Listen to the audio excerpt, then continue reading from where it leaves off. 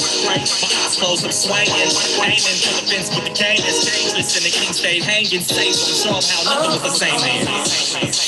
But I wanna, but I wanna, but I wanna, but I wanna, but I wanna, but I wanna, but I wanna, oh yeah, and I see them all, DJ, oh, see it on my own bounce,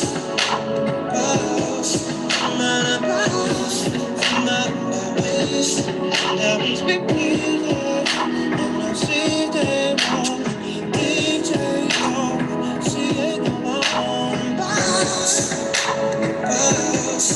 man, bounce, my ways, that was with me, take on it, take on it. He say I'm wrong, but I don't think I'm on the spot.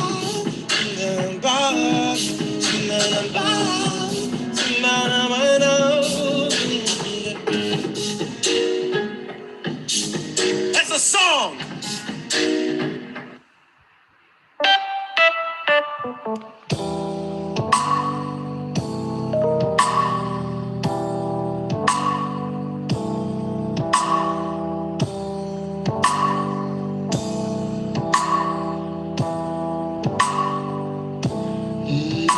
My opinion, my view, my life, my choice. It's my hurt, my pain, my girl, my boy. It's my heart, my love, my soul, my feelings are hurt. Your worst, second, and I'm first. But if you want, I'll let you over my life. If you make me feel good, and if you make it all right, just take care of me and give me what I need. Other than maybe we can get to you, God. Oh, God. If you were a color, you would be a blue, God. Yes, you would. Because it's all about my gender, my place, my gold, my money. Get it funny? Your cons and my pro. I'm happy, successful. Oh Lord, I'll tell you when I need you. We don't say it, but surely we do it. Oh, it's how we feel, and it's how we treat you. But if you want, I'll let you in my life. It can make me feel good, and if you make it all right.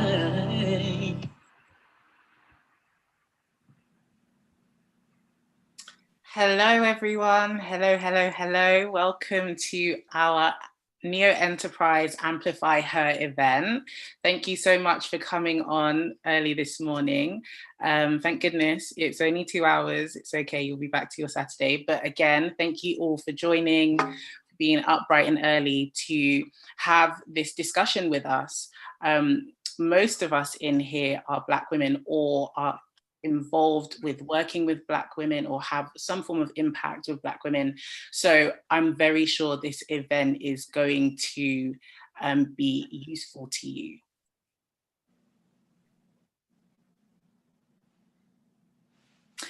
So I'm just going to introduce myself. I'm Laolu. I'm co-founder of Neo Enterprise. And hi, everybody. My name is Oyin Adebayo. I am the co-founder here at Neo Enterprise as well. So what's Neo Enterprise? So for those that are just kind of joining us for the first time or don't know much about us, we're actually a multifaceted organization that uses technology, hair and beauty as tools to economically empower Black women. So we've got two brands. So one is called Neo Network and one is called Neo Hair. I'm just going to give over to Lally to kind of introduce Neo Hair, and I'll introduce Neo Network. Okay, so Neo Hair is our mobile hair and beauty brand, and this was the original first brand of Neo Enterprise. And what we do is we use tech to solve the hair and beauty needs and problems of Afro enthusiasts and Black women, essentially. We've got about 300 clientele across the Midlands, and we're working to expand across different cities. Our full aim is to create our app, which would be immersive technology that helps you to solve and answer questions about your hair. And we are actually in the middle of launching our MVP version of that, which would be a web version of the app. So you will definitely be hearing more from us about that. Yeah, actually, the website is nearly ready. It should be ready by tomorrow morning, actually. So keep an eye out for that on our platform. We've also got Neo Network, and Neo Network is all about increasing the career and the business prospects of Black women. So what we do is that we run programs and boot camps to do just that, to increase the career prospects and the business prospects of Black women. One of the programs or projects that we're working on is called the Black Coder Boot Camp, and actually that's in collaboration with Coding Black Females, and Charlene is the room. And Charlene is the founder. She's going to introduce herself later on, but we absolutely love Coding Black Females and what they stand for, and also we also love Charlene. She's dear to our hearts. So yes, essentially we do that, and also we are working on creating accelerator programs for entrepreneurs as well as non-techies who want to get into technology-driven organizations. So keep an eye out for that if that's something that you're interested in. We've been, honored and humbled, to be honest, to be featured in major, publications like the BBC News, the Metro, and Business Innovation Mag, and actually the front page of Apple App Store, simply because of the Black Coder Bootcamp. So excited because we have about 50 women on that bootcamp at the moment, training to become software developers, and in the end, they can actually get a job in one of our partner organizations. So that's a bit of us. If you have any questions about what we do, please feel free to put it in the chat, and we can try and answer them as much as possible.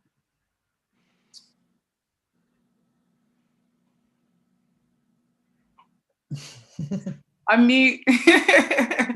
Why are we holding this event? For us, empowering Black women and breaking the vicious cycle of poverty for many of us is so important, and it's dear to our hearts, and that is very much in the grain of everything that we do. And this month, during Black History Month, we didn't just want to talk about people who have done things in the past, but we also wanted to shine a light on the women that are doing something now, who would eventually be a part of making history. And so it's really crucial for us to hold this event because it's Black History Month, but also to bring awareness to the narrative of Black women who are operating and building careers in digital spaces, through business, through tech. And one of the things that we wanted this conversation to do is, one, inspire, to educate, and also inform. For many of us, we're at different stages in our careers, and some of us are founders, some of us are starting our careers. And I feel like this is a conversation that would benefit all of us. So we didn't just want to do an event. And for us, we've always been committed to actually making tangible things and doing tangible things outside of our events. So we've had events in the past called the Black Coder, called the Beyond Hair Summit. And all the time when we hold those summits, we actually give out journals to people to keep them accountable for the things that they've learned at the event. And for us, for this event, we want to actually start creating a report.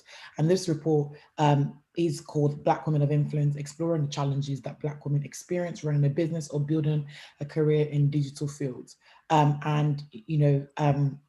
Essentially what we found is that Black women aren't in the history books, and whenever we speak to people that engage with us and engage with our organization, a lot of them is that actually want to be part of building history. So as women here, you are encouraged and actually welcome to contribute to this report. And this event is going to be a start of kind of putting together the response of the report. Now, what are the things that we want to achieve through this report? So I'm just going to quickly read them out to you. You know, essentially, we want to be able to explore the relationship between gender and leadership. We also want to explore the challenges that Black women face in technology careers. And also, we want to be able to highlight the spaces and opportunities that Black women have to grow in their careers or in their startups, and also looking at how they can increase their own business and career prospects. Now,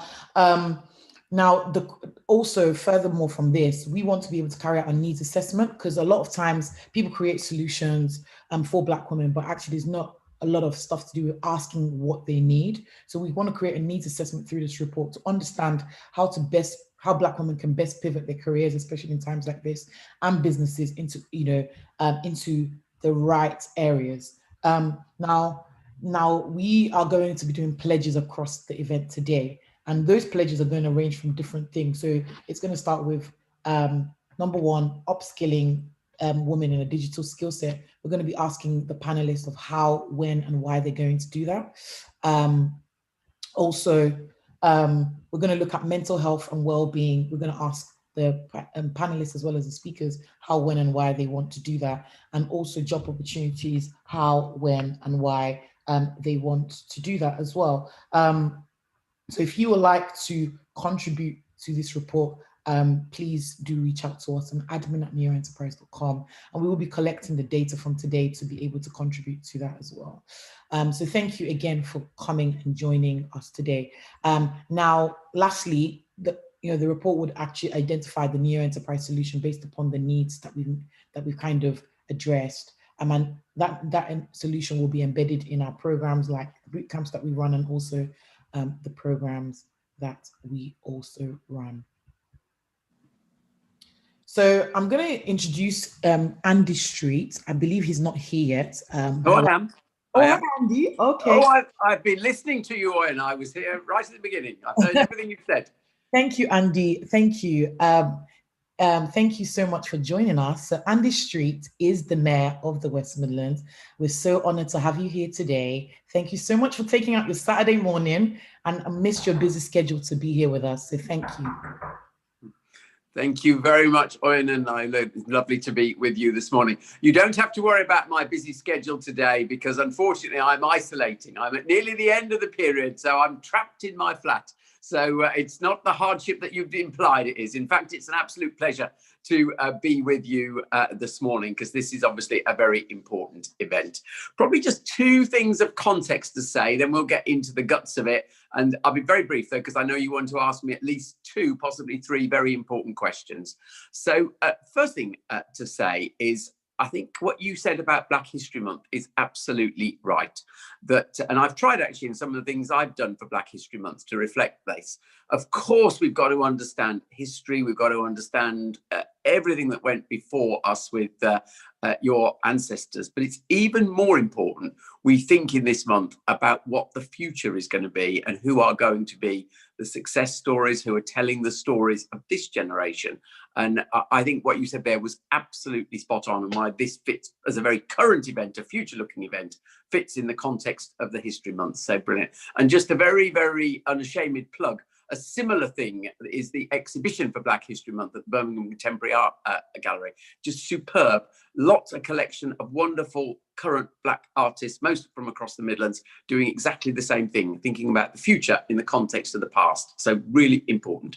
And the second thing is really to say that I've known since taking on this job that technology leadership is the future for this region. If the West Midlands is going to really thrive internationally, it's got to be brilliant at technology. And of course, that's why we went for winning the 5G competition. And I'm actually very proud that Birmingham and the West Midlands is the 5G testbed for the country. And we just had some data to confirm that this is the best connected place in the UK now for 5G connectivity. So wonderful. And what you're doing fits absolutely in that context. The reason it's important is, frankly, there is an enormous challenge. The data does not lie. if you either look at the proportion of people in technology who are Black women, or you look at the proportion of Black women in technology, whichever way you take the question, the number is tiny. And that's not good enough, because very simply, it means that there are missed opportunities, both for industry and of course for people such as those on this call, and many who perhaps haven't got the confidence even to come on a call like this. So it's really clearly a big issue. So the obvious question is, what are we doing about it? And I can't claim the West Midlands Combined Authority can solve everything on its own, but I hope there are some things that I can call out that might actually demonstrate we're trying to lean into this with more than just words.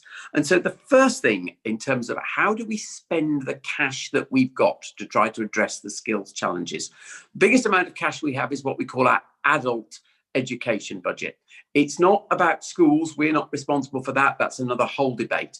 But we have about 126 million every year for adult education. So it's a lot of money, a lot of firepower.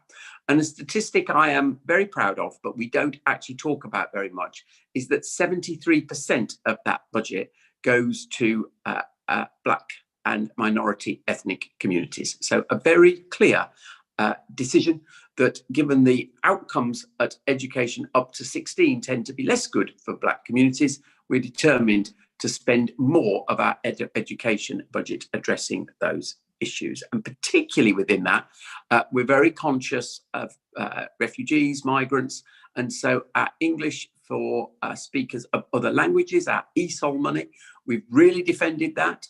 And we've made sure that it's concentrated on getting those people who need that support skills that will actually take them into jobs. It's not just about basic skills, basic life skills. It's about getting level 3 skills, as we call it, and getting them into good jobs. And some of those, of course, are in the tech sector. The wider piece, of course, is what we're doing around our Leadership Commission, really to challenge all businesses to say, have you got the right fair representation, both in your boardrooms and further down the organisation? Because I'm a huge believer that if we have more role models, and you're going to talk about this later on in your event, we will do better. And that has been refreshed.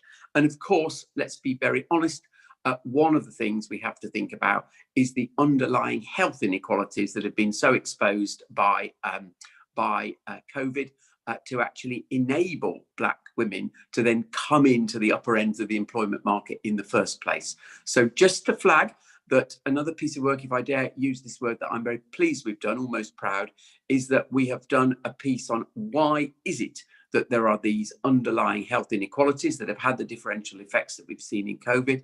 And that piece of work, that report, will be made public this week coming, and goes to the Combined Authority Board the following Friday. And unlike the Public Health England report that was done nationally, that I think pulled its punches a bit, we are 100% honest and have to lean into what are the underlying issues, and then crucially, what are we going to do about them? So there is an action plan in that report as to what we're going to do. So please, I think it's next Thursday it goes public. Be very interested in getting your feedback as to whether you think we have done the right, we are identifying the right things there.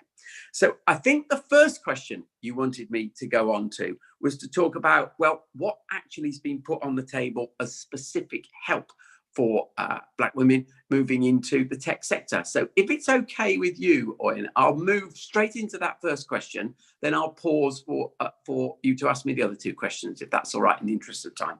So in terms of what's actually being put on the table, apart from all the general stuff I've just talked about, we are responsible for what we call the digital retraining scheme across the West Midlands. It's actually it's a national scheme, the National Retraining Scheme, but we were argued and got the funding to pilot this scheme. So we're ahead of other regions, and there is now £6.5 million specifically for digital retraining. And the whole idea is to address those people who perhaps either lost their job, could be through the current pandemic, or it could be they're in a low paid job without much prospects, and they want to get into digital.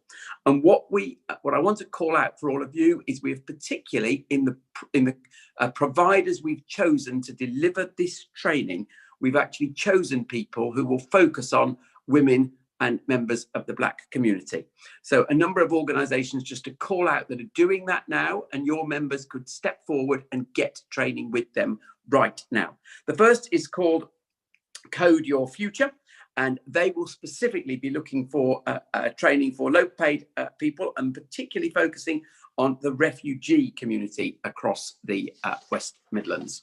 The second is Fircroft College, who they will be looking particularly, and it comes to an issue that you mentioned earlier on, for people who wish to retrain who have got underlying mental health issues. So again, another group, a sort of subset maybe of group that we're talking about, and within that particular call out for members of the BAME community.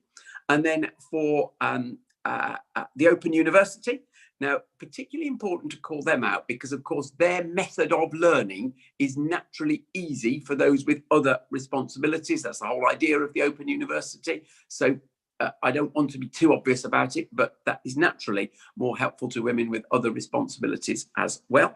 And then, of course, Birmingham University, we've set up particularly a target for female learners.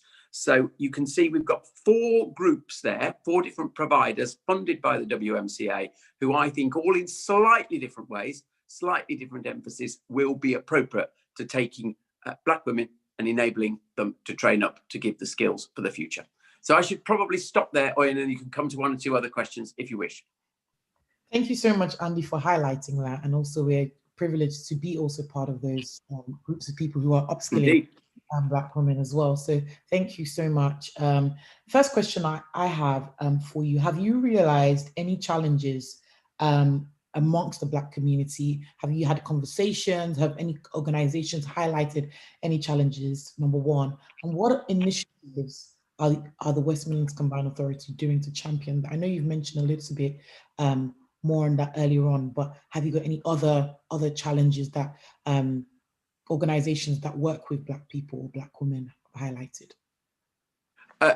The answer to that is legion. I think in a sense, I've already answered the second part of that by giving you the specific examples that we've put funding into. But I guess what comes out of, what lies behind that is the answer to the first half of your question. Since being mayor, I've heard about these challenges on many, many occasions. So whether you go to Black business support groups, not specifically for women, or whether you go to the college providers and you talk about the type of people who are coming into their groups who are learning, and then you think, but hang on a minute, there's a group who's not coming. If you talk to those who are dealing with refugees and migrants, I know that's only a subset, you hear the difficulty then. So the answer to your question, Owen, is I've heard about it in all sorts of different ways over the last 3 years. And what I hope those on the call will understand is we've actually tried to do something specifically about what we have heard. So it isn't an unusual story to me, this. Sadly, it's one I've heard many times over. Fantastic. Thank you so much. So now we're going to open up questions to the ground. We here at New Enterprise, we want to hear your voices, obviously with the event called Amplify Her Voice. If anyone has any specific questions for Andy, please feel free to unmute your mic. So if you don't feel up to it, you can share your questions in the chat and we will ask the question to Andy Street.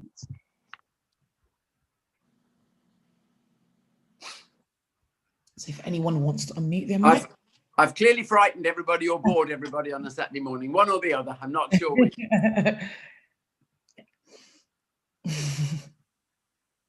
Good morning. I'll ask a question. Daniela Gina, she's the boss. Hi, good morning, everyone.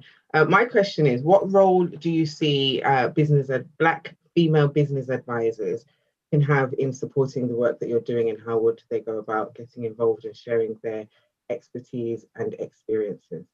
Yeah. So the answer must. Are you speaking as one of those Black business advisors? Yes. Brilliant. Okay. All right. Okay. Lovely.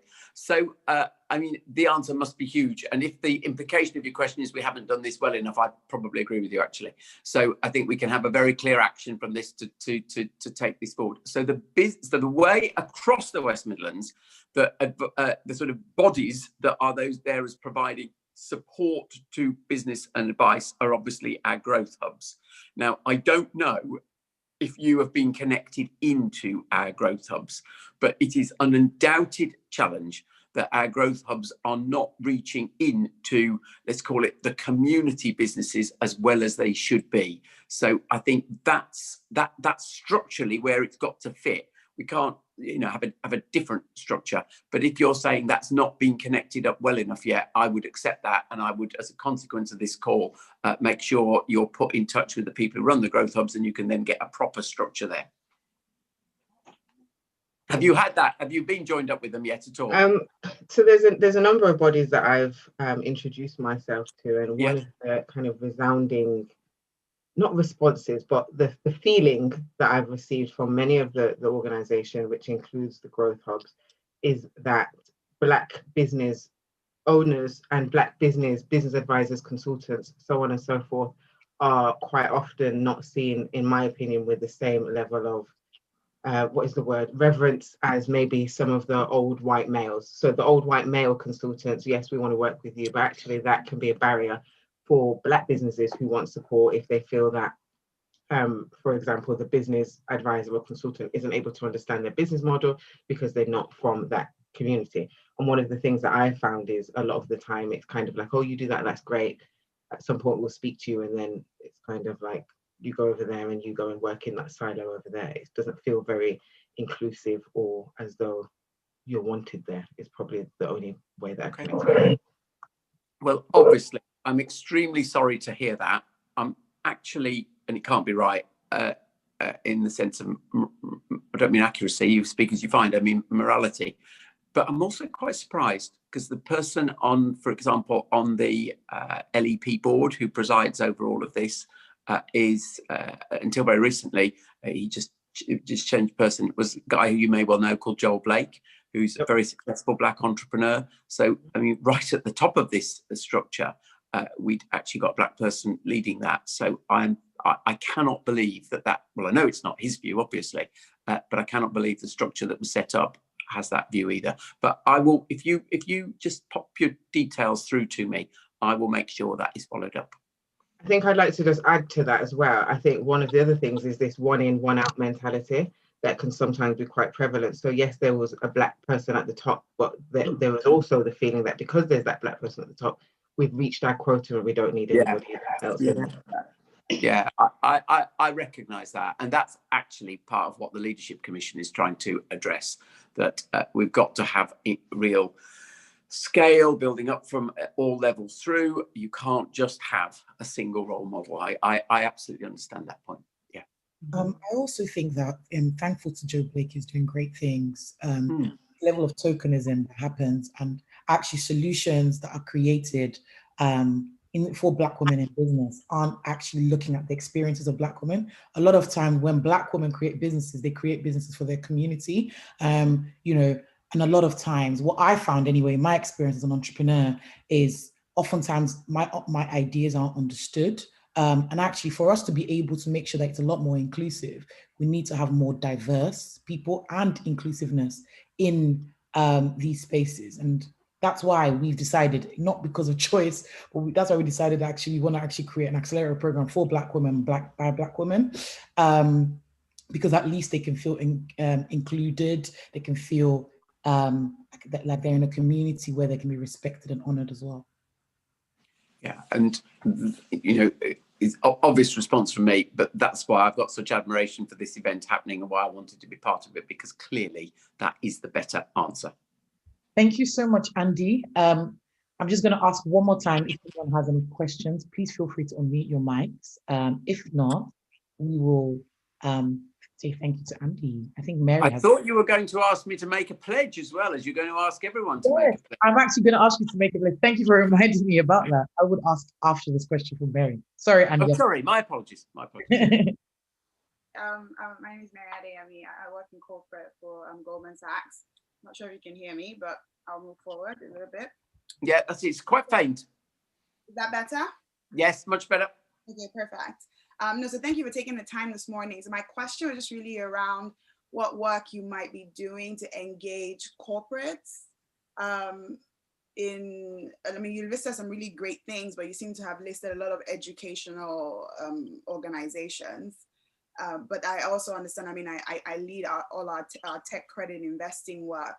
And I know that there's a space for engaging corporates actually in the work that you're doing to maybe create apprenticeship programs for maybe those who don't want to go to university but might want to work and go through that pipeline of things. But perhaps has there been any consideration of doing partnering with organizations at that level? Yes, so you're absolutely right, because the first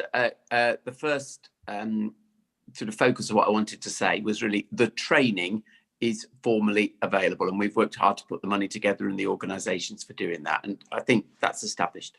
But you're absolutely right, there's another part of this, which is what are not just corporates, also public sector organizations doing. What are they achieving? So I think we've actually got a positive story here as well.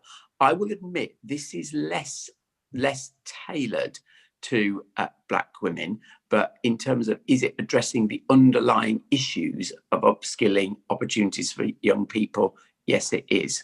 So let me just explain. First of all, very timely is, of course, the Kickstart scheme launches on Monday. We do face an enormous jobs challenge, obviously, on the back of COVID, and Kickstart is a national scheme, but here in the West Midlands, the role of the WMCA, again, interesting that we've stepped into this, is to consolidate the job offers from small organisations who can't offer 30 Kickstart opportunities into sufficient for a sort of programme and opportunity to put together. And we're actually launching all of that work on Monday with the Secretary of State coming here to do it. And basically, there's no cap on the amount of funds here. It's government money, but that's our role. So we will be saying to large and small businesses across the West Midlands, put as many opportunities on the table, because that's the most important thing you can do for youngsters. The second thing, where, again, I've used this word 3 times actually, but this is genuinely true, I'm very proud of the work we've done, is around stimulating apprentices. Now, if you look at and the way we've done this is what we call our levy transfer fund. Sounds really complicated, but just let me explain, and maybe Goldman Sachs might like to step forward for it. The idea is that there's lots of unspent apprenticeship levy money that goes, frankly, to the Treasury if big organisations can't spend it. What we've got unique agreements in the West Midlands, nowhere else in the country, is that we actually are able to take the money from big employers and put it into a pot that we run that then stimulates apprenticeships with small organisations. And as a consequence of having that, or partly as a consequence, our number of apprenticeships have held up much, much better through the pandemic than elsewhere. So I think the reduction across the country is 46%. Ours is not precise, but considerably less than that.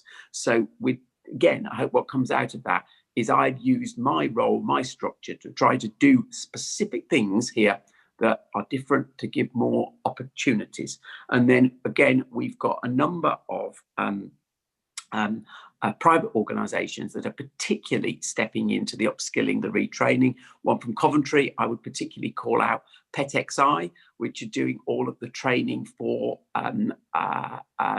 City of Culture. So to take young, probably unemployed people, probably from BME communities, and to say what opportunities are there for you there. And we've got a particular responsibility for funding that as well. So I hope there's a few other examples which are away from the formal big educational institutions to show what we're trying to do as well. Okay, no, Does that answer the question?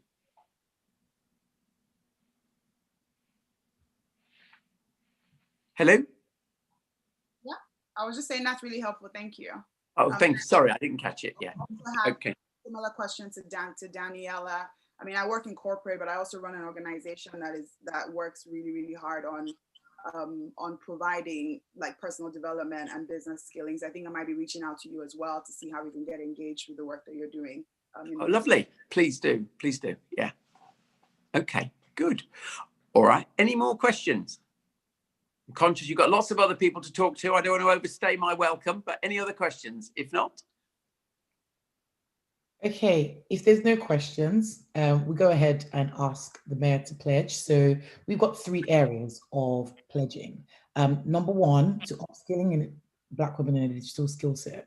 Number 2, mental health and well-being. And number 3, job opportunities. So Andy, you can choose one of the 3 or all 3 if you want. An example of a pledge is, for example, I pledge I'm committed to upskilling women in graphic design through giving them 1 hour free of my time in teaching them Photoshop skills, because I think that there is a need for more Black women to be recognized and represented in the graphic design space. So that kind of gives you an example of how to pledge. And I think what I should do, because that's very specific and that's brilliant, but I think as I've got a rather more general brief, I think I should pledge to use all of my abilities, role, influence to maximize the amount of cash we can get for digital training and to ensure that it is focused on the groups who have least access to it at the moment. Fantastic. Thank you so much. Thank you so much, Andy. Again, it's a pleasure, and it's good to have you here. We look forward to kind of engaging with you more here at Neo Enterprise and all of our partners as well. Yes, thank you so much for taking out your Saturday morning to be here with us. Can we give Andy some virtual claps? Oh, no, we don't. Virtual claps. Thank you very much indeed, and good luck for the rest of your conference. Cheerio, bye. Bye-bye. Bye.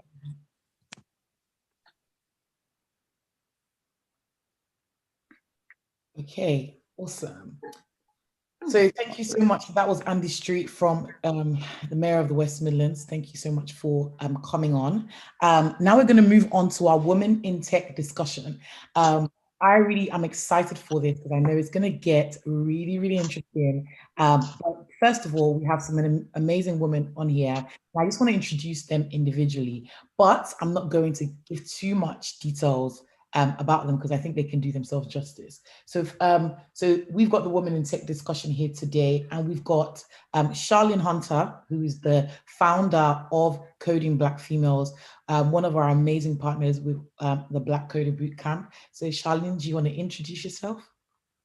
Hi, yes, I'm Charlene, the founder and CEO of Coding Black Females, a fantastic organization, and it's so fantastic partnering with you and to be here today as well. I've been a developer for quite a few years now, and it's really exciting to be training loads of Black women to also get into the industry. So that's me. Okay. Thank you, Charlene. Next, we've got Marika B. So Marika Beckford. Marika, do you want to introduce yourself?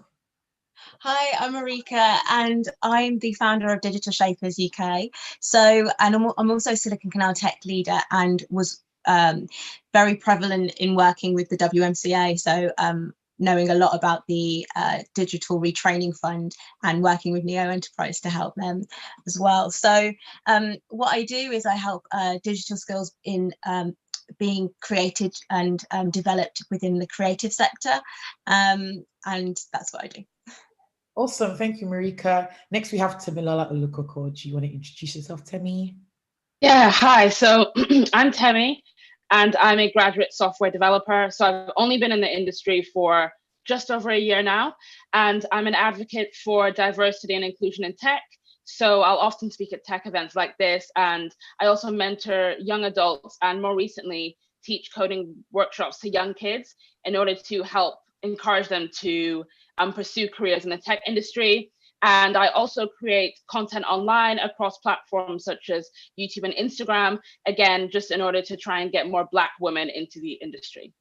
Fantastic. It's always great to have someone who's young and people that, you know, people can relate to and early in the journey. So thank you so much, Temi. Next, we have the one and only Dominique. Hi, everybody. My name is Dominique, and I'm the founder of Hairpuff, which is an online Black hair care marketplace for natural hair care products and accessories. And the whole premise is making it easier and more convenient for people to shop for natural hair care products online. Awesome. So thank you all for being part of this panel. We're super excited. First of all, I would actually kind of put this question out to all of you actually. And we'll start from, you know, Charlene, and we move to Marika, and then we'll move to Temi, and we'll move to Dominique as well. So firstly, did you always know that working in technology was what you wanted to do? First of all, and how did you actually get into your current role in technology? So Charlene, over to you. Okay, so interestingly, I didn't think it was what I wanted to do. It was the thing I wanted to do the least. So I started coding when I was about 10 years old, and I really enjoy it. And my dad has a software company, and I got to go in there and do loads of tech as I was growing up. And then I did maths and further maths, and then a maths degree at university. And it seemed like it would probably go in that sort of direction, but I didn't want to go into tech. And I didn't want to run a business because it just seemed like something I didn't want to do. In addition, like I'd watched my parents run businesses, and I was like, no, I can't get involved in that. It's too stressful. But I then realized that it was what I loved. It was what I really, really enjoyed doing. And after I did my MSc in computer science, I then got my first graduate role. And that's when I realized that I was doing the thing that I was really, really excited about. Yeah, so that's how I got into it. Was there a second half of your question? Yes. So how did you get into your tech role? I think you already answered that. Yeah. All right, we'll move on to Marika. So just to reiterate the question, did you always know that working in technology was what you wanted to do? And how did you get into your current role? It's quite interesting actually, because I can relate to Charlene and what she just said about her dad having a software company. So my dad was a computer engineer and had run his own computer engineering software store. And then my mom run her hair salon. So growing up, I had this sort of juxtaposition of being, with my dad and learning about computers, and then being in the hair salon and just learning about hair and creativity and sort of in different ways. But my focus was never primarily on that. I was innately very much an artist at heart, and still am. And I pursued very much sort of a creative pathway in terms of exploring music and studying arts and cultural management. And as I was seeing that the art sector was evolving, I realized that we're moving into a exciting time, an exciting space. And I could see that through the involvement of like social media as well, that I was seeing lots of digitization across the creative industries. And that's how I sort of stepped into a role of supporting young people with their digital skills in videography, radio production, and I would go out and work with graduates and do some consulting. And I started my own enterprise, and that's how I got into sort of the tech space, if you like, and the digitization space. But now I'm working with that in a much more focused way towards the creative industries. Awesome, fantastic. So Marika does amazing, fantastic work in the digital space here in the West Midlands, and really, really honored that she's here as well. So Temi, do you want to answer the question? So again, to reiterate, did you always know that working in technology was what you wanted to do, and how did you get into your current role? Yeah, so yeah, like I said at the beginning, I've only been in tech for just over a year, and I didn't know about the tech industry until maybe 2 years ago. I've always been quite STEM oriented, just because my dad's a chemical engineer, so he's always pushed for like sciences and math, and he's been very heavy on that.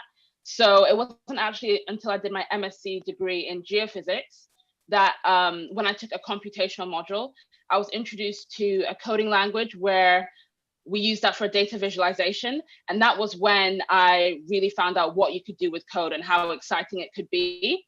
And even though I found it really, really difficult, I did struggle. I really enjoyed it, which kind of sent a message to me that this might be the industry for me. This might be the industry that I could actually go into and make a career out of. So from there, I just started applying to technology graduate schemes, because even though I had found out about the tech industry, I still wasn't sure what I wanted to do in tech. So yeah, I applied for technology graduate schemes, and that's how I ended up where I am today, really. Awesome. Thank you so much, Temi. Lastly but not least, Dominique, did you always know that working in technology was what you wanted to do, and how did you get into your current role? So I've kind of done a complete 360 because my background is actually in local government. But although I worked in local government, I was always involved in products around IT, around CMS systems. And my last role, I was heavily involved in digital transformation within local government. So putting together systems and processes and getting people that wouldn't normally use technology to start using it to make things a lot quicker. Because if anyone knows anything about government, everything takes super long. So even just trying to get people to change people's minds was a really big thing, but it's something that I really enjoyed. I was always an ambassador for anything to do with digital transformation, anything to do with tech, just improving the way in which people actually work. So I think it was a natural sort of progression for where I am today, because even with Hair Park, originally when I started it, I wanted a physical hair shop because I thought that there needed to be a physical space where Black women could go and buy the hair products, ask questions, and not feel uncomfortable as they would when they go to the traditional high street hair shops, and making Black-owned brands much more accessible. But then I spent some time in Nevis working on the brands, spending some time just working on myself, and then I realised, well, actually, I want to be a lot more flexible. So having just a physical shop wasn't going to be enough for the type of lifestyle that I wanted. And also, there's a lot of Black-owned hair care brands that aren't very digitally savvy. So it's about helping people know that there's a way to reach more of your target market by using technology. Amazing. So we're going to move on to the next question, but I'm going to throw this question to Charlene and Marika. Give examples or ideas of tech roles that you think Black women should be applying for right now, because I know that there's several people on here who may be thinking about going into tech. They're curious, but they don't even know where to start. Who wants to take that? Shall I? Marika, you can start, and then we'll have yeah. So I think it's a case of really looking into what sort of stirs you as an individual, and finding out, sort of mapping out what it is in the, because you may not necessarily know much about the tech space. You may be coming not necessarily from a tech background, so it really is a case of exploring what your inner dialogue is around technology, and looking at examples of that. So you might go on to we in the region, I can talk about it from WMCA point of view as well. In the region, we have there's a power up campaign, and instead of and what happens is, instead of educational establishments saying we do this, it's saying these are all the roles, these are all the roles in technology, and then you can click on them to find out the job description, and also find out which establishment is doing it. But I think there's a lot at the moment around cybersecurity. I think there's a lot to do with UX design work, and also to do with coding, and in different ways of different streams of that. There's app development as well, and I think those are definitely certain ways of the future. But I think it's very difficult to say, because it's moving so rapidly. Because when you get into different specific industries, so for me in the creative industry, you're looking at various roles in terms of how can, Andy talked about it earlier, how can 5G impact the creative, how can 5G impact industries, and for me it's like, how can it impact the creative industry? Well, if you look at the connectivity of the streaming, if we are in spaces where we're disconnected physically, 5G will have that enablement for perhaps, say, music graduates or music professionals to rehearse in lifetime without lag. So in that respect, it's innovating that industry, and you might want to learn about audio advertising and audio engineering in that sort of space. There's just it's very, very vast. And I think my advice would be, look at the industry you want to work in, look at the industries that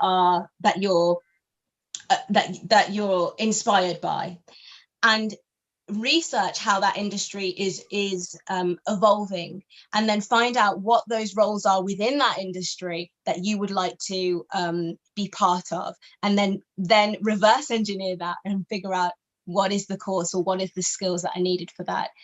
The other thing I'm going to say at this point as well, we talk about technology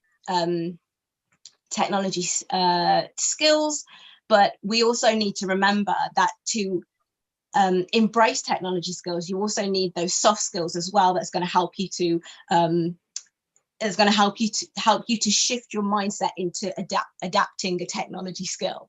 So I think there's ways that you can do that in terms of learning about design thinking, learning about your emotional intelligence, learning about patterns and behaviors are also really important soft skills to learn, and communication and presentations and articulating tech language is also really important to learn, as opposed to just thinking, I want to learn that tech skill. So also think about, on the flip side, your soft skills as well. Awesome. Thank you so much, Marika. Because of time, I'm going to move on to the next question. There is more availability of courses in full stack development. It's also likely that these courses will become second nature to the majority of people in the coming years. What courses do you think Black women need to be engaging with now to ensure that there is a fair representation of them and of us in high impact roles? So that question, I'm going to give it to Temi.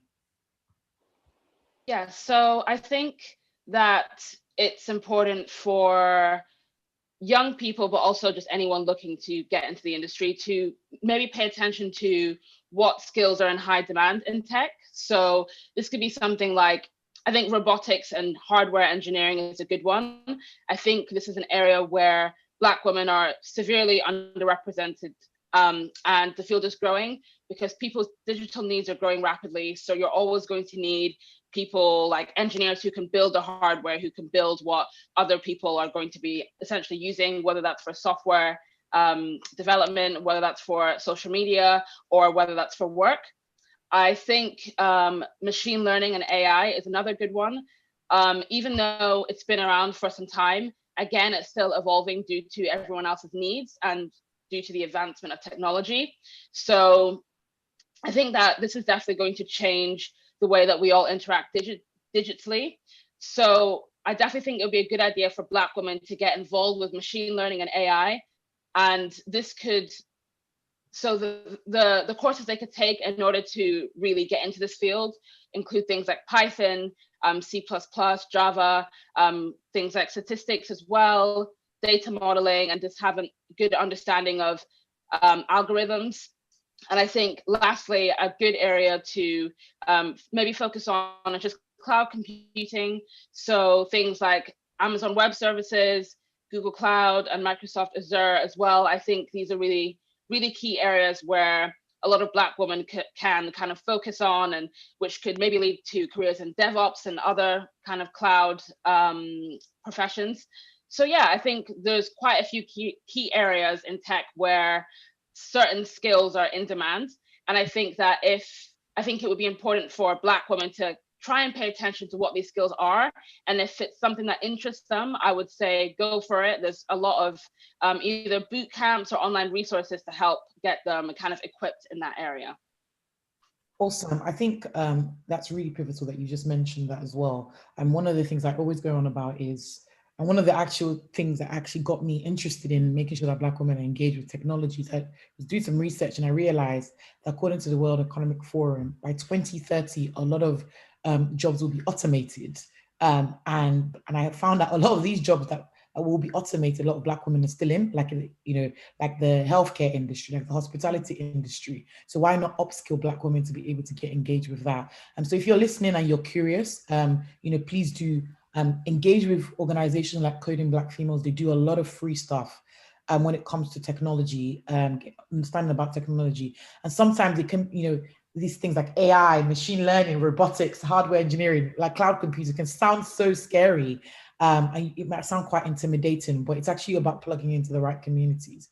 So plug into Coding Black Females, plug into Neo Enterprise, to kind of find out how you can engage more with technology and open up the curiosity in your mind. So next question, what were your greatest hurdles in building your business brand and digital business? So that goes to Dominique.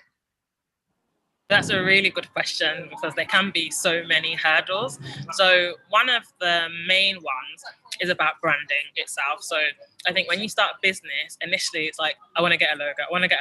Having a logo makes it feel real, but actually having a logo is nothing if you don't know who your customers are, what they like, where they eat, how to even target them, how to find them. That is really important, and it's much more important than having just a logo. A logo actually makes you feel good. It makes it feel real, but taking the time out to do market research, to actually speak to people is really important. Before I even had a name, I did market research, and then I made iterations, and I went back and I did more market research to make sure that I was talking to the right people in the right way. And even now, I'm nearly 2 years later, still doing that piece of work. So one of the challenges is actually you have an assumption. So one of my assumptions, for instance, because I knew I wanted to focus on Black-owned hair care brands, I thought the biggest barrier would be that people would want to pay, because Black-owned hair care products are more expensive because they use better raw natural ingredients and have a better like a cooperative style. So I thought, people aren't going to want to pay more, but actually that was the last on the list. People wanted knowledge and they wanted it to be Black owned. Those are the two main things. And when it came to price, that was the lowest on the list, because people didn't mind paying more if they knew that what they were buying was going to be good for them. Because when they go to the high street hair shop and they ask the staff that are normally Southeast Asian men what to buy, they will just recommend whatever the Black woman before them purchased. So really taking that time out was so important. It still is. Market research is not just at the beginning, it's continuous. Like, it should be doing quarterly, annually, as much as possible. And it's not always in the form of a survey as well. Sometimes it's exhibiting at an event like Beyond Hair, and the people that come to the stand and asking them questions. What do you use in your hair? What works? What doesn't work? What do you like? Do you know what I mean? And there's a lot around community as well. So I think the building the actual brand was probably one of the biggest barriers. And then also finance. A lot of Black people that start businesses are bootstrapping. Not many people are going straight to investment or getting bank loans. They're just literally using whatever money they've got that they might be able to borrow from friends and family, and then using that money to grow and scale. And sometimes it can be really disheartening because you want to grow a lot quicker. You want to hire a PA or an admin or a social media person, and you can't necessarily afford to because you're still new, you're still building, and you're still working on your cash flow. So I think finance is a real barrier. And we know the statistics at Beyond Hair earlier this year, Charmaine Hayden was saying that out of people that get investment, the average white male gets $1.1 million on their first round, and Black women get £50,000. Like, that is such a big difference in your first round of trying to build and grow and scale your business. And also what Charmaine said was, like, there needs to be more data around Black women. So even based on the last question, what Temi was saying, like, we need more data. We need more people in data roles, in doing research in AI and machine learning, because even though technology is great, everything automated is great, but if the people behind it don't reflect society, then that means there's going to be biases against us, because we know that when it comes to driverless cars, they're more likely to knock down a Black person because the people that are coding them don't recognize Black skin. And that's ridiculous. That's why we need Black women, we need Black people in the room that are helping make these decisions, improving the user experience. Do you know what I mean? So all this market research really, really helps. So I think it can be a barrier because we have our own assumptions, but we really need to do the work, ask the right questions, and build communities around that. And I think another barrier is just really building the community, because we kind of think, oh, we've got this brilliant idea and everyone should just flock towards it, but we have to really put in the work. We have to go to events, we have to network, we have to speak to people, we have to do Instagram lives. all those different kind of things to really get ourselves out there so that people know, like, and trust us. Because, you know, I lived in London, for example, and I found it really easy to build community. And it was probably because I wasn't from there, so I made more of an effort to network and do stuff. But since coming back to Birmingham, I do find it harder. But in part, it's because I'm a bit lazy as well, because I won't necessarily have to go to networking events because I can just chill at home. Whereas when I was in London, it was like, well, what else am I really going to do? So in that sense, I do find it harder. But also in Birmingham, I feel like we're a tougher crowd. I feel like it's harder to change people's minds sometimes. So it means that I know I have to work 10 times harder.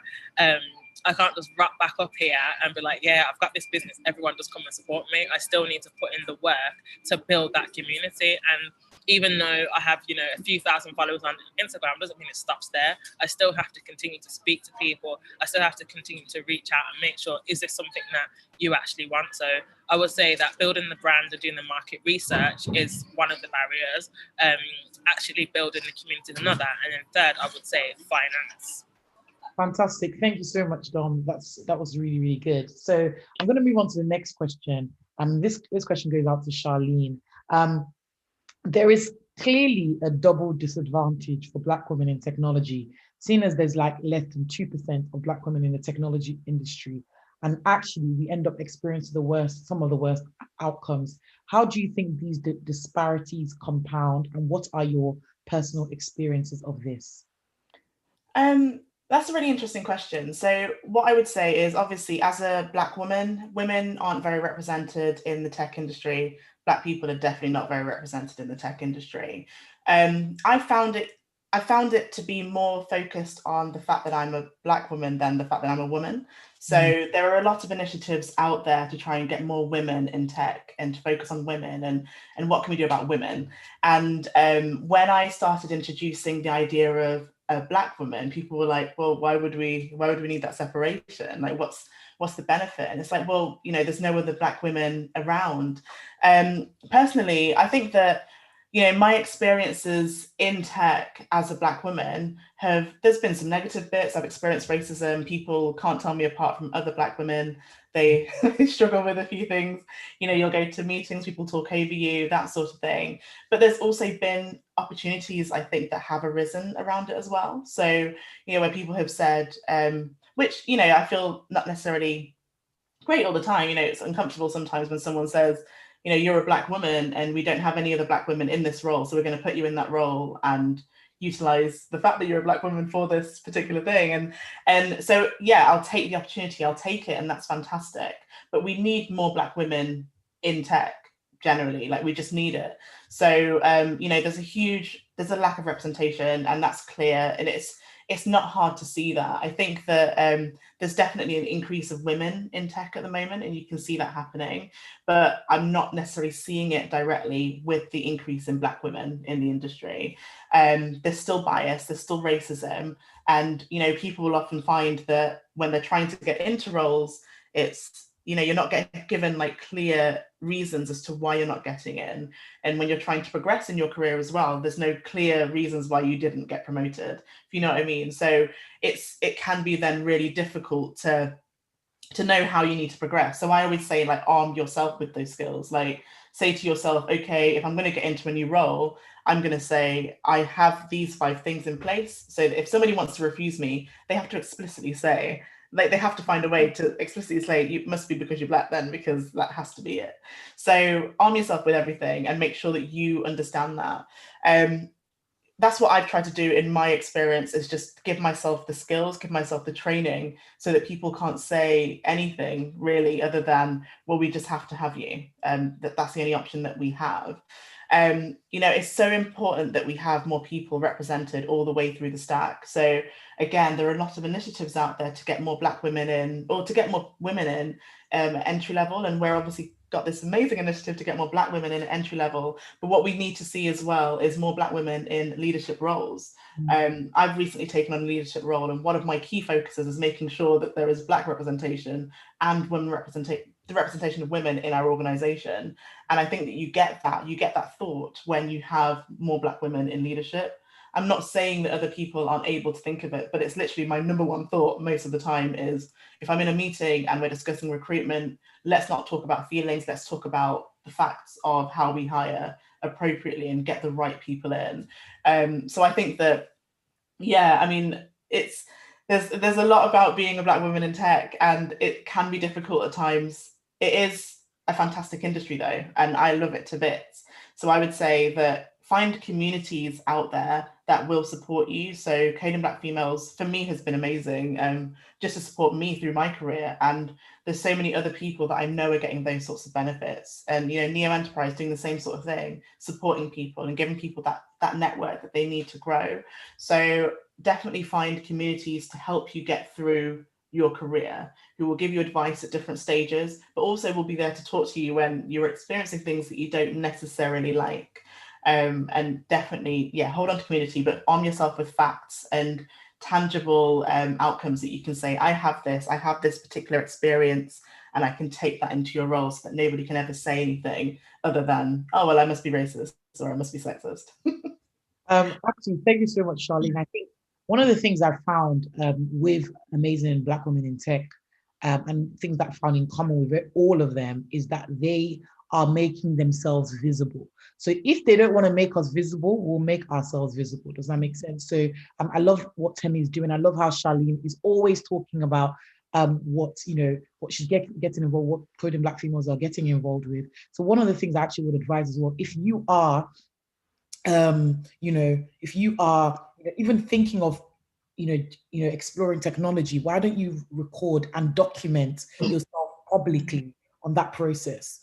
Create your own table, as Laoli's just said.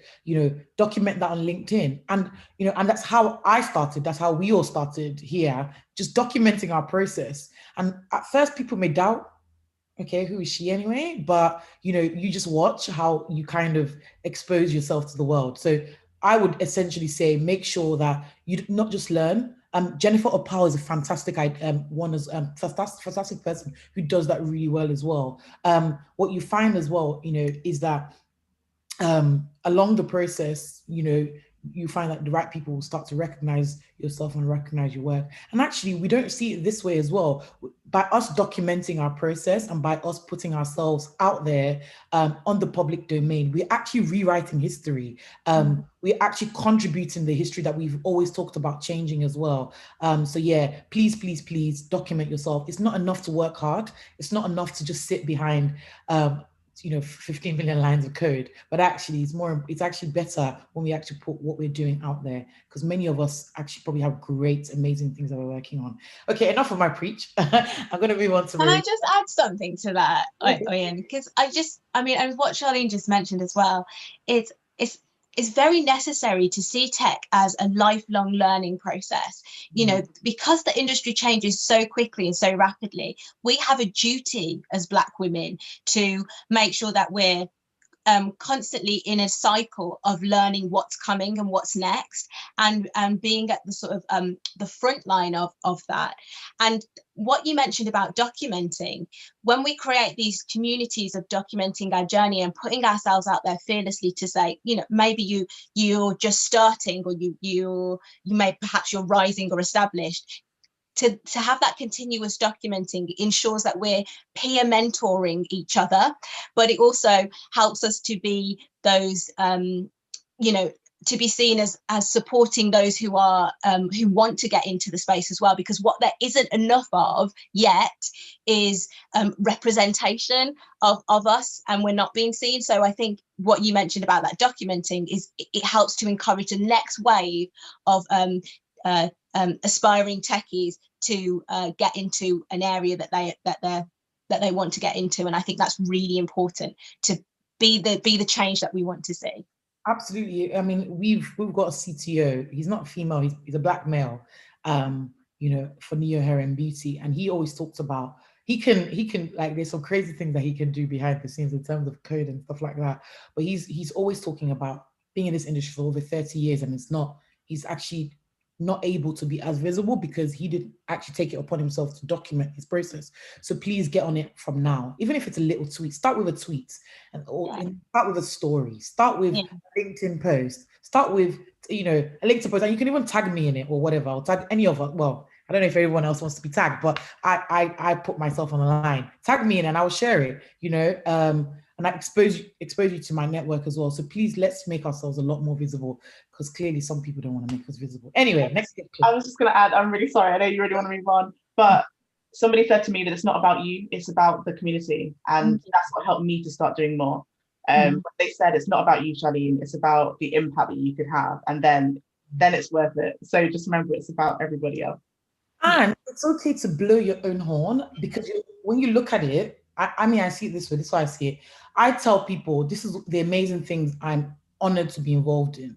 Not because I'm prideful, but because I saw a problem and I want to solve it. So actually, sometimes we need to kick imposter syndrome in the backside and say, you know what, I've actually achieved great things and I'm going to talk about it. Because guess what? It's not just putting more money in my own pocket, it's actually impacting lives, and not many people actually can do that. So by the fact that you are a woman that's considering or is in tech, you're actually part of changing history, and you should be written in the history books. And that's why we want to write this report. So yeah, thank you so much, Charlene. That's really definitely triggered me. I hope the next question doesn't trigger me more. Next one. So this question goes out to Marika. There seems to be a desire for Black women to engage with technology and impact technology-driven organizations. There's also a clear link of the quality of technology education to successful career outcomes. What impact does the glass ceiling of expensive boot camps play in this? That's number one. And how can technology education foster innovation in startups? And how can partnerships help increase the career and business prospects of Black women?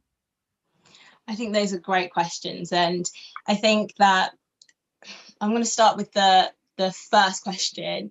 The rise of more boot camps, the rise of constant learning, cycle learning and progression is very, very necessary in the tech industry.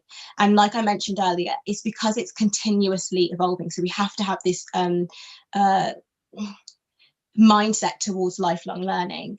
And one of the ways that we can do that is we have to be, if we break down the word technology, for example, and you break down the meaning of what it used to be, you know, it's about the processes that are needed to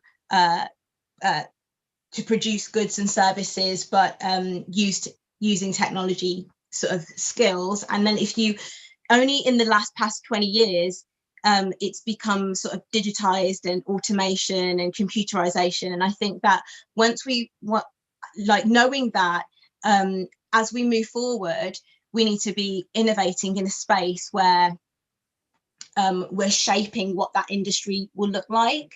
And to do that, I think that it's really necessary to work with partners and work with people in that space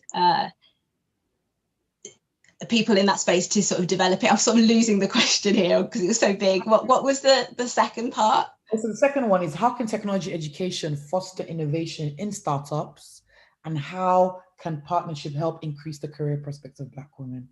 I think it's about being fearless as well. So, for example, I get approached all the time by people who are either in their startups and wanting to innovate it, and they will say things like, "Oh,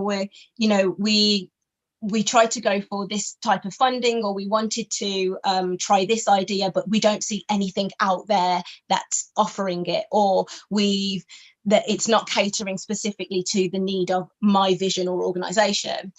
And I think we have to be fearless in the state that when we have to own the fact that we are innovators in this tech space and we have the opportunity to innovate.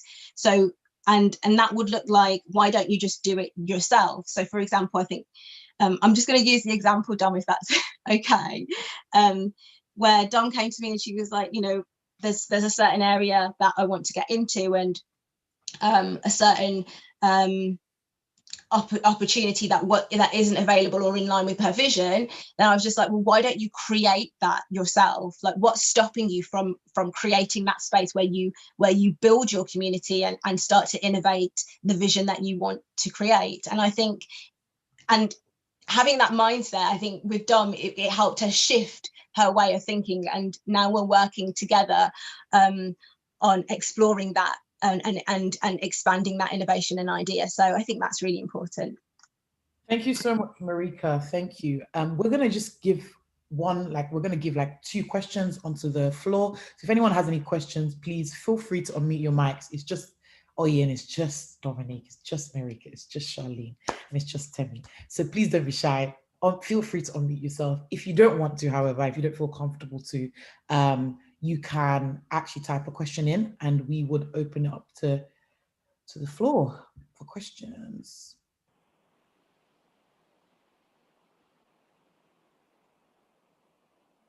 So I've got a question whilst everyone is still being shy. Based on what Marika was saying about education and things, I know in the chat people have been saying, you know, I'm from Birmingham, how do I get started? And I said, you know, joining communities like Coding Black Females, Neo Enterprise, but Marika is probably in a better position because of her links with Silicon Canal. What would you say are the first steps to find out how to build a career in tech in your local community? Because I know there might be a few people in here from Birmingham, probably in London as well, but what about, you know, if someone's in a rural area, for instance, but still wants to get into tech? Right, I think Charlene might be the best person to answer that question. Oh, okay. That's for Charlene or Marika, Oh. or both. Yeah, I thought you just open it up to the ground. Okay, Charlene or Marika, whoever wants to take the question. Marika, were you about to answer? I can't see you. I can't see you, but yeah. I can go for it. So community is really important, and I think you mentioned about you know, if you're in a rural area or you haven't yet delved into the tech space, one of the ways that I got into it myself was find it, like I mentioned in one of the earlier questions, I found industries that I had affinity to and I wanted to see how they were innovating. I'm always very interested in the transformation of digitization within an organization and how they're doing that. It's always very fascinating to me. And I would start communicating and reaching out to people on LinkedIn. And then also another way is to reach out to people, or a fantastic way that we do at Silicon Canal is we started to develop our own sort of like tech talks and tech communities where we would have these like networking sessions every Thursday, these sort of like tech networking sessions every Thursday.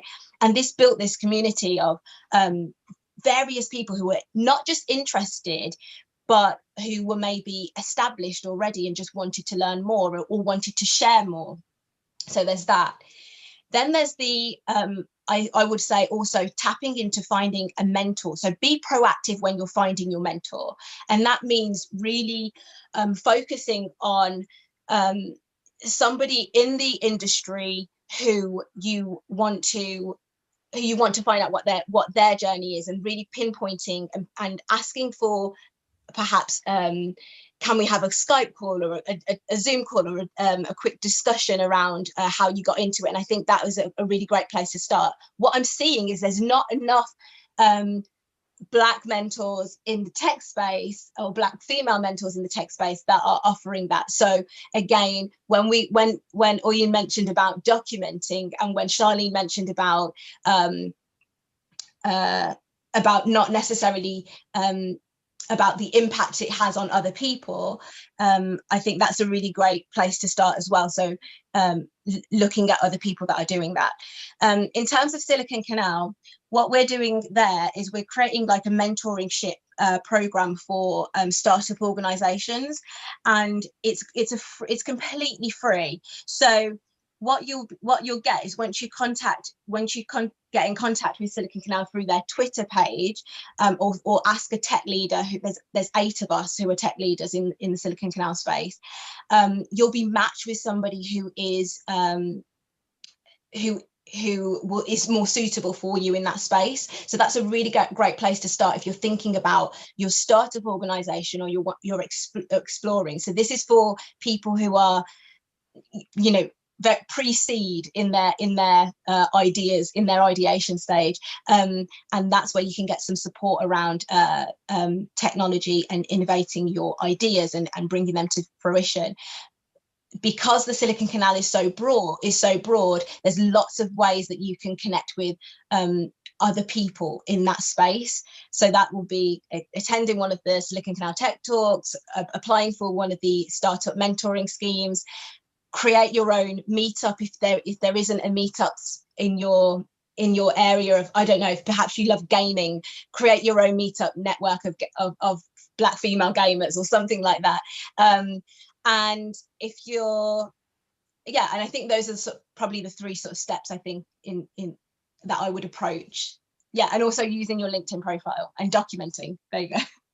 Yeah, I was gonna add on to that. So I think what you said about networking, absolutely so important. So throughout my career, I focused on networking and building like strong links with people. After a while, the roles that I was getting, it wasn't because I had applied, it was because someone said, here's a role, and they matched what I wanted in my life. So, you know, really focus on building that network and seeing who you can meet, because they'll give you opportunities. So, for example, because with Coding Black Females, what you'll often see is people will post jobs or opportunities in their companies and then say, you know, if you let them know that you know me, like it might be a bit easier because I can give you an inside sort of, yes, like we're already saying good things about you. So it's really important to build your network and do that through community. What I'd also say is have a think about where you want to go. So when I was building my career, I looked at my 10-year, I was like, okay, in 10 years, I want to be telling people how to run businesses, because in the future, there's going to be loads of people who know how to code. So I can't just be a coder. I've got to do more than that. So then I was like, okay, I need to think about the other skills I need to build up as well in order to build on my career and make sure that I have more to bring to the table, so that people say, yeah, you belong in a room discussing ideas, rather than not that it's just coding, rather than, you know, coding, you want to do more. I wanted to do more than that. So I would definitely have a think about where it is you want to go and see how you can build your career to get there as well. But that's all I would add to that conversation. Awesome. So time is going. So there's some questions on YouTube. There's some questions on here. So I'm going to try my best to answer that. Well, I'm going to try and put it to the floor after all the two panels.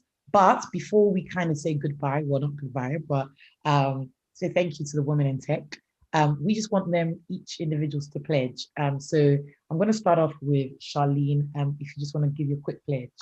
Yeah, so I pledged to upskilling Black women in digital skills across the board. So the way that we're doing that currently is by providing, through Coding Black Females, as many free training opportunities as possible and pairing those people with mentors so that you can continue to deliver and continue to develop your skills. We're doing that all the time, so that's already happening. So if you're looking for a training course, get in touch. We'll generally be giving courses away every couple of months. We'll be giving courses away, so you'll find out about it there. And we're doing it because the industry is absolutely fantastic. I love it. I love the tech space, and we need to be in it because we need that representation. So yeah, I'll pledge to that upskilling. Awesome. Marika, do you want to pledge? Yeah, absolutely. So my pledge is to commit to support Black women unlock their digital creative potential and innovation. So one of the ways that I'll be doing this is through the Digital Shapers blog page that I write on, and through my newsletter. I'll be sharing tips, opportunities, and ways that you can partner with organizations that I know that are credible and have been connected to. The other way that I'm doing that as well, for example, I'll be working very closely with Neo Enterprise and supporting their network directly. So that's what I'll be doing, and I'm really looking forward and excited to what the future holds about that. Awesome. Tammy, do you want to quickly pledge? Yeah, so I also pledge to upskilling in a digital skill set by continuing to use my online platform to encourage other Black women to join the industry. This will be through posting content on YouTube, on Instagram, and I will continue to continue to teach coding workshops to young children in order to, again, encourage them to join the industry and to teach them more and expose them to tech and coding. Lastly, Dominique. It was so difficult to pick one, but I pledged to support with job opportunities. And I think just based on the conversations I've been having with Neo Enterprise and with Coding Black Females, with some of the work that I want to do with Hair Pop in terms of using technology, I'd like to create jobs to be able to support other Black women or people. Oh, I think we've lost Dom. Okay, Dom, I think we've lost. Oh, you're back now. Okay, awesome. Back. Yeah. Sorry, I'm killing two birds with one stone. Like I just got to London. Did you hear any of that? And we had job opportunities. Okay, so I'm pledging to create more job opportunities by collaborating with people such as yourselves, Neo Enterprise, and Coding Black Females to get more jobs in technology and digital skills. Awesome. Thank you so much. Can we give a round of applause to the women in tech? Yay, thank you so much. That was a really good question. So I'm going to keep quiet now and I'm going to hand it over to Laolu, who's going to introduce the Women in Business and Leadership panel. Okay, so we are slightly short for time, but this is still going to be an amazing conversation. We've got some amazing women who are, to be honest, we're all in digital spaces, but they also focus more on business and leadership areas. So from left to right, I'm going to introduce Tatenda Gandhi, who's an audit associate at KPMG. If you just want to say hi, Tatenda. Hi everyone, so as Laolu said, I work in audit at KPMG. I joined as a school leaver back in 2017, straight out of sixth form. I was about to say college, straight out of sixth form. I work with corporate clients, the B2B and B2C clients that usually we see in our day-to-day life and on the FTSE 100 and 250. I spend a lot of my time working with clients and also trying to promote working with young people to get into apprenticeships and school leaver programs. I know coming from a background which was from a working class background, it made my life so much easier and my parents being able to get a scholarship for uni and get straight into the industry that I'm in right now, much quicker and much easier. Yeah. Amazing. And we also have Mary Adeyemi, who's an executive director at Goldman Sachs and also the founder of Visibility. Do you want to say hi? Hi, everyone. Hopefully you can hear me. I've been having some issues with sound lately. But we can hear you. Okay. Okay, perfect. So yes, my name is Mary Adeyemi. I'm a credit investor at Goldman Sachs. And specifically, I lead the credit investing team for everything we do in the media, telecoms, and technology space. So I feel very much at home. I'm not really quite sure when I became a woman in tech, but it just sort of happened and I love it. And alongside that role that I do, I run a social first organization called Visibility that's on a mission to improve outcomes for Black women in the marketplace through inspiration, coaching, and community. And it's actually really exciting to hear about some of the that we're actually doing work around some of the needs, particularly around financing women in business here. So it'll be really, really exciting to kind of connect with people on this call and also with Neo Enterprise as we kind of flesh out some of the work that we're doing and see how we can kind of partner together to really help provide the financing I think that businesses really need beyond upskilling and all that kind of stuff. I think if we don't have money, we don't actually get anything done. So I'm really hoping to be a catalyst in that area. But yeah, looking forward to a great conversation. And thank you, Mary. And then up next, we have Tina Kimfumu, who is a technology risk consultant and also co-founder of Network Noir. Hi, everyone. So as mentioned, my name is Tina. I have been working with KPMG as an IT auditor for the last couple of years. And also have experience in auditing the energy sector, one of the big 6 suppliers. I'm also deputy lead for the African and Caribbean Network corporate responsibility team, where we've basically built a team and work with local charities to support their programs by offering volunteers to support mentoring and coaching programs, upskilling individuals through technical workshops and events. And I, as mentioned as well, I am a co-founder of Noir Network, a Black charity that focuses on upskilling Black individuals up to the age of 30, supporting them in advancement in both education and employment. And at work, I also get involved in a lot of school and university workshops, facilitating panel discussions, sharing my career journey and experiences. So there's a lot that I do in the corporate space and the charitable space as well. Thank you, Tina. Next up, we have Lucille Roach, who is business startup coach and also author of an amazing book. Do you want to introduce yourself, Lucille? Sure. Thank you so much for having me. So I am a business startup coach and I focus on helping new female business owners to really develop a foundation so they've got something solid for their business to stand on, because oftentimes when people start a business, particularly women, it can be really confusing to know what to focus on, what to do, how to do it, and also to develop the confidence to do that. So I work with them to create a plan of action and help them to build up their confidence, and they know exactly what they're doing in their business then. Thank you, Lucille. And last but not least, we have Daniela Ginas, who's also our business coach. She's the founder of She's the Boss International and also a strategy and innovation expert. Good morning, everyone, and thank you for the introduction, Laulu. I work with businesses, both Black businesses, but also general businesses within the UK, and pretty much provide them with the skills, the knowledge, the tools to build and grow profitable, sustainable, systems-driven businesses. My passion is to, I suppose, empower Black women in particular and Black people to build businesses that can have a real impact on Black group economics. And really the focus is on how do we grow our businesses to be incredibly profitable, but not reliant on us as the owners. And that's me.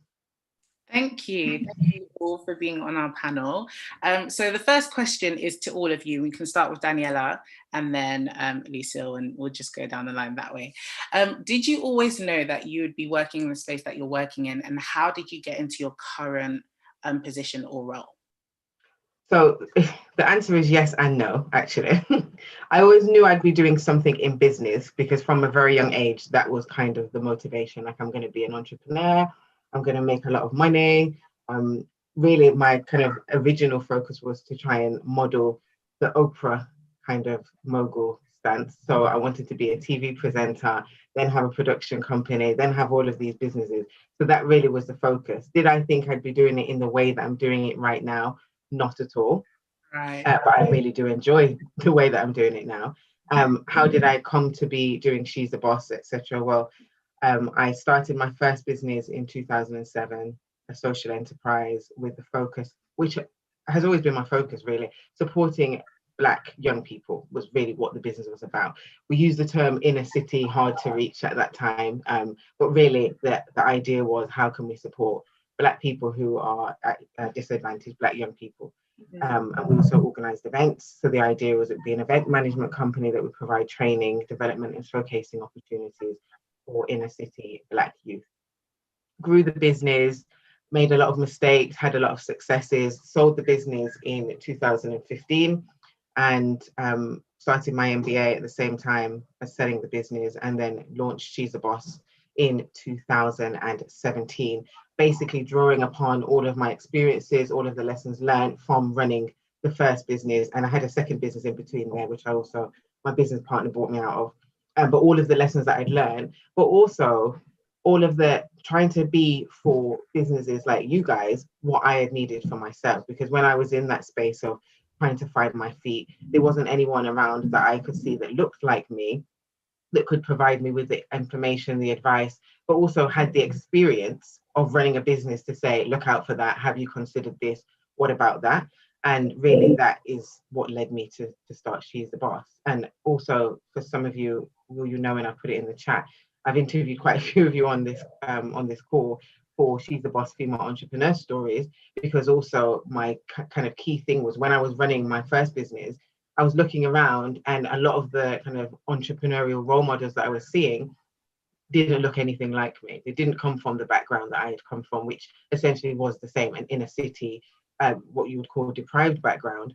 So I started She's the Boss Female Entrepreneur Stories as a way of showcasing the stories of women from a range of backgrounds, but predominantly Black women and the journeys that they've been on in business, so that for people that are starting businesses, that are in businesses, that are looking around and seeing these big gaping holes because they're not featuring them in the mainstream media, there's a place that you can go. And at the moment, there's like 80 odd interviews with women, with about 70% of those being Black women. So that's, I feel like amazing. Thank you, Daniela. Lucille, how did you know, basically, how did you get into your current role, and did you always know that you'd be working in the space that you're working in? So to answer the second question, no, because I started my career as a criminal lawyer. And so I thought that my path was going to be, I was going to become a partner in a law firm, then I was going to become a judge. So I had no designs about being a business owner, and I didn't even know what coaching was back then. So criminal law wasn't anything like I thought it was going to be. Like, the reality of it didn't match up to what I had studied in the books. So I left criminal law, moved to another area of law, and just felt really lost. So I found myself then in management, and through management I got to do some really amazing things, like working with people one-to-one, helping them to problem solve.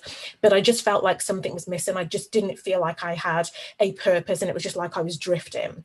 So I started to look for different ways in which I could give back, and I started mentoring with the Prince's Trust. And then after I finished that, then I just stumbled on a 2-day introductory coaching course in Birmingham.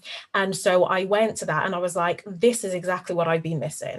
So I signed up for the full course, and my initial intention was to use coaching as a tool to make me a better manager. But then the more I started coaching, the more that I realized how much I loved it, and that's what I wanted to do with my career. So then I started my business initially focusing on women in corporate environments and helping them with their careers, and then expanded that to include business, because a lot of women were coming to me for business support. And so I really just wanted to plug that gap and help them right at the beginning stages. I love that. I love that. And you have a saying, don't you? Started from the bottom. I'm trying to make starting from the bottom sexy again. Yes. Which is an amazing statement. Next up, Tina. How did you always know you'd be working in the space that you're working in, and how did you get into your current role? Wow. Okay. No, actually, I never envisaged being in the tech space, just in general. I actually, when I was 18, I wanted to start my own business, and I decided to go to university to study business because it was a two-year degree. So I was like, okay, well, because I'm impatient, I'm like, yeah, I'm going to just do that and then start my business. But I had so many ideas because of the experience that I was in at the time. I was working in Nando's part-time. And I thought that, yeah, I wanted to start a restaurant. But any experience that I did get, so I went on to do a graduate management trainee course in enterprise rent car. And I was like, okay, well, I'm going to start my own car rental company. So anything that I was exposed to, I was like, yeah, I can do it. And then I was at university studying my master's. And I decided that to go to a consulting panel where KPMG, there was a partner from KPMG, IBM, and EY. And the partners there was just basically talking about consulting. And I was like, oh, yes, I want to get into consulting. That's definitely me. And then I went to go look for management consulting roles, and I only found technology consulting. So I was like, oh, well, it's still consulting. Technology is the future. Why not? So that's basically how I stumbled into tech consulting. But yeah, no, I think it's great because it's knowledge, something new that I've been able to get into, and just new experiences. And it's been able to open me up to so many different industries, so many clients, so many businesses that I work with.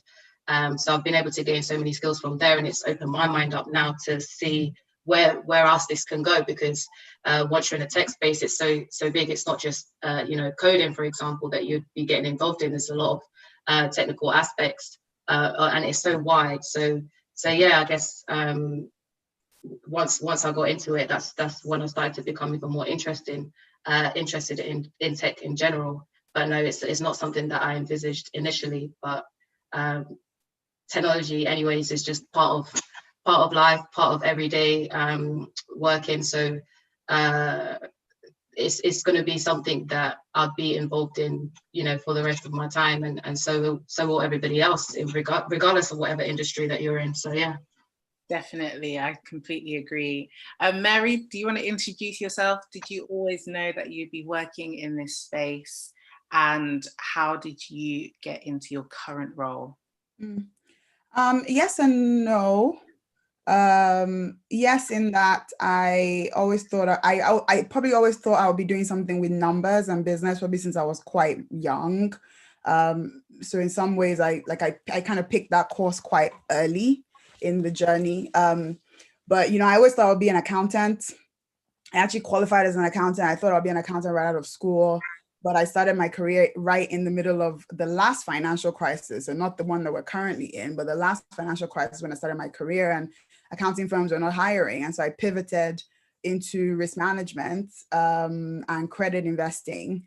And it was just ended up just being the perfect role for me. So I still get to do a lot of things that have to do with numbers and with understanding financials, but more importantly, I think it was for me about using financials to make decisions and to help others get access to capital that they need. Yeah. In terms of my current role, I actually got headhunted into my role. So it was literally some HR from the company reached out to me on LinkedIn. And that was kind of how I got my role. So I never really applied for it.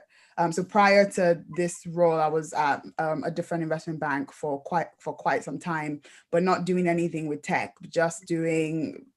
I was covering different regions. I was head of our Russia and Central Eastern Europe investing at one point, and then I was doing leverage finance and private equity investing but I never really had an industry focus.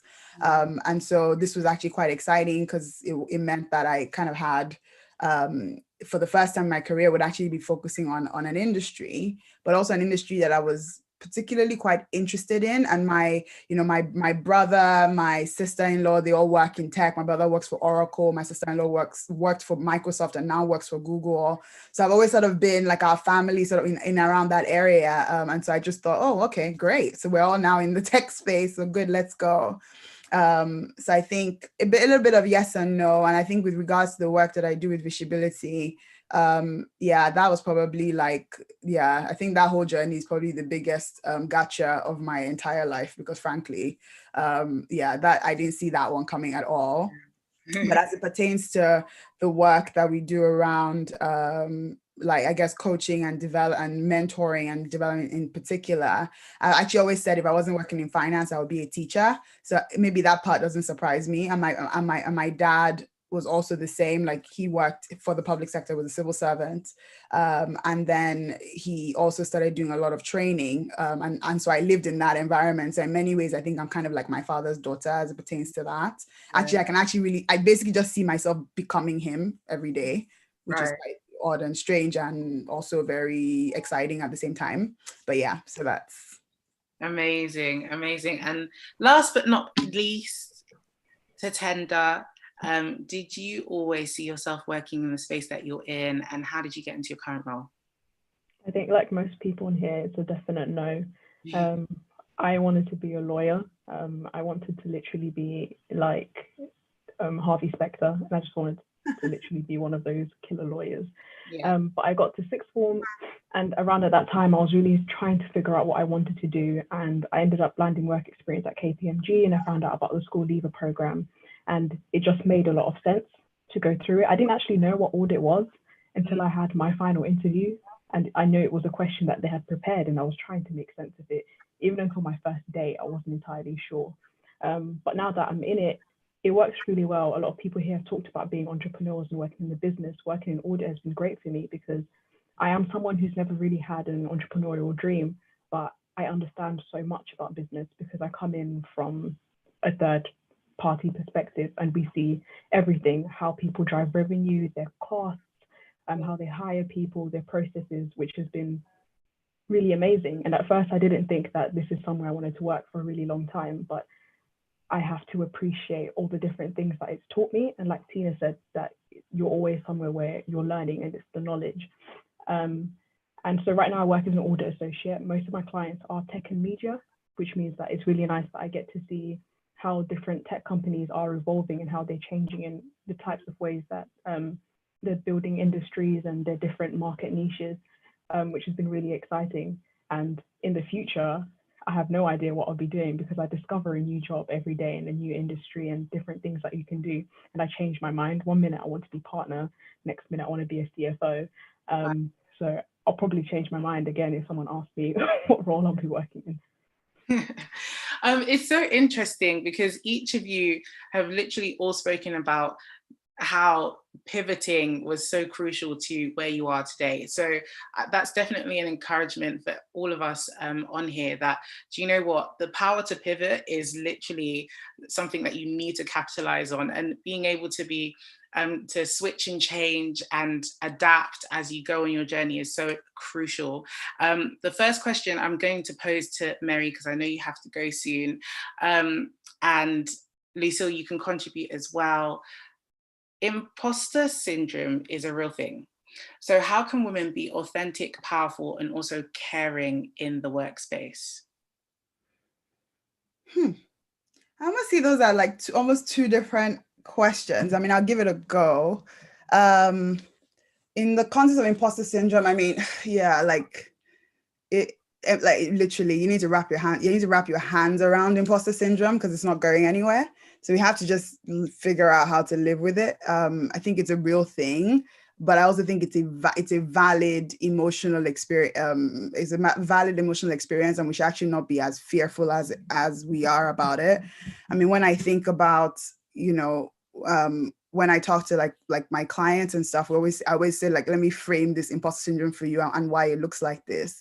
And so the definition I always kind of use for that, and I'll try to remember it now, is that, you know, imposter syndrome is like this state of being that really magnifies a sense of self-doubt in your life, to the extent that you start losing trust in your own capabilities, even though they are tried and tested, but you just start doubting yourself. But the feelings that come after that is that you feel like your weaknesses completely overshadow your strengths. You feel like the other person on the other side of the table has completely overestimated your value, and that I think this is probably the important thing, and that this feeling that you're experiencing is actually not normal, and it's only you, and everybody else doesn't feel it, and you are dying inside. And that's always the piece I'm always like, actually, we need to cancel out that myth. So in terms of dealing with imposter syndrome, as I mentioned, like, I think, you know, embrace it is the first thing. Understand that it's a natural feeling. It's actually a stretching feeling, because if we never experience it, it means that we're not growing. And anything that's not growing is technically dead. So we should always, if we are growing and we're putting ourselves in positions that we're growing, we should feel fear. It's actually a natural thing. So the moment we can actually almost expect it, then the better. And then, you know, learn how to respond to it. So when it does come, you know, what are the things you put in place to respond to it, to not react to it, but actually respond to it. So sometimes it could be like that feeling of fear can be really, really enormous, whether it's you looking at yourself in the mirror and talking to yourself, whether it's you praying, whether it's you having a group of friends that you speak to, whether it's you putting your ideas out there, writing them down, whatever it is that helps you kind of respond to it, learn to do that. And I think the other piece on that is, like, you know, learn to generally feed bravery in your life. Like, you know, that everything is a muscle, and when you use it, it grows. And so if you can lean into bravery a lot more frequently, you know, that muscle will grow stronger than the fear that you're feeling. But again, I don't think that fear ever goes away. And I guess as it pertains to the question, the other parts of the question, if I've not forgotten, I think it's something to do with authenticity and power. Yeah, embracing.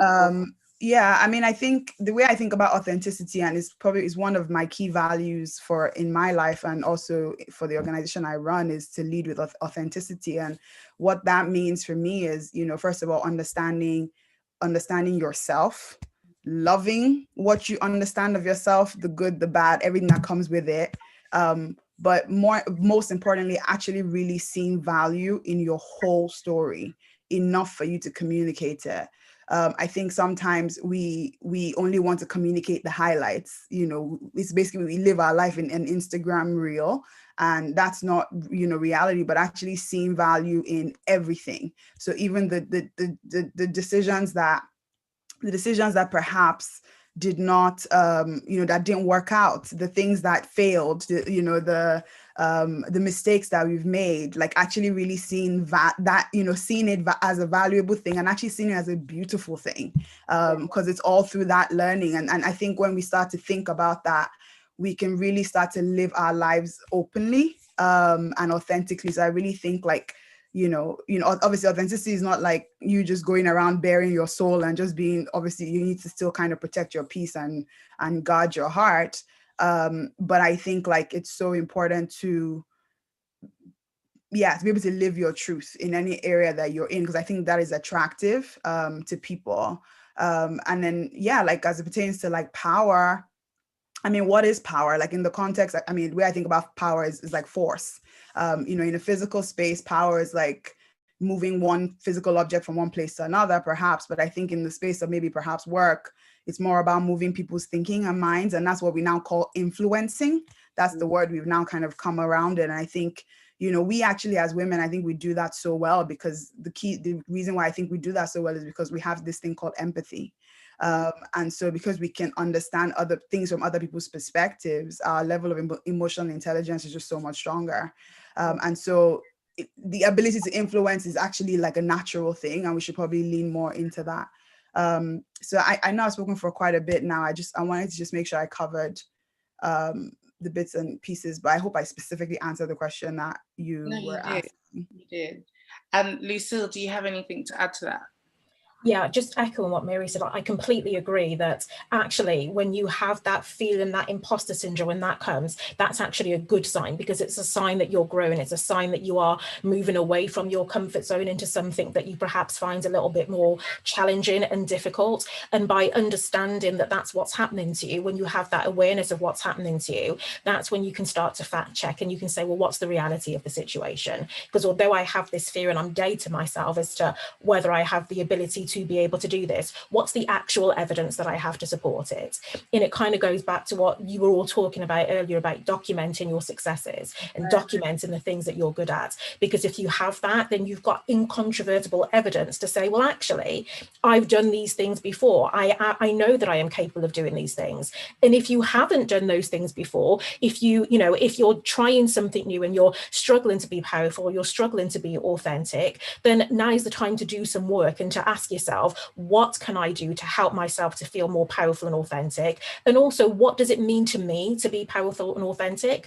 Because as Mary just said, it's going to mean something different to Mary than it is to me, than it is to you, Lalu. So defining what that means for you, first of all, and then doing the work so that you can become that person that's powerful, become that person that's authentic, whether that's through affirmations, through coaching, through doing the work yourself. So it's about understanding yourself, looking at the evidence that you have to be able to discount what it is that you believe, and also putting in the work to make a change. Because if you don't, if you allow imposter syndrome just to take hold of you, you're just going to be stuck in the position that you're in. And you have to ask yourself, well, who else is dependent on me? What am I missing out on if I don't get past this? Yeah, that's really, really good. Yeah, I think that brag bag is so key. Like, like I literally have this spreadsheet at work. Like if someone sends me an email saying great work, it goes into the spreadsheet. Like it's exactly has to be something, because you have to. There are going to be times where like you just feel that way, and I just go there some days and I just sit.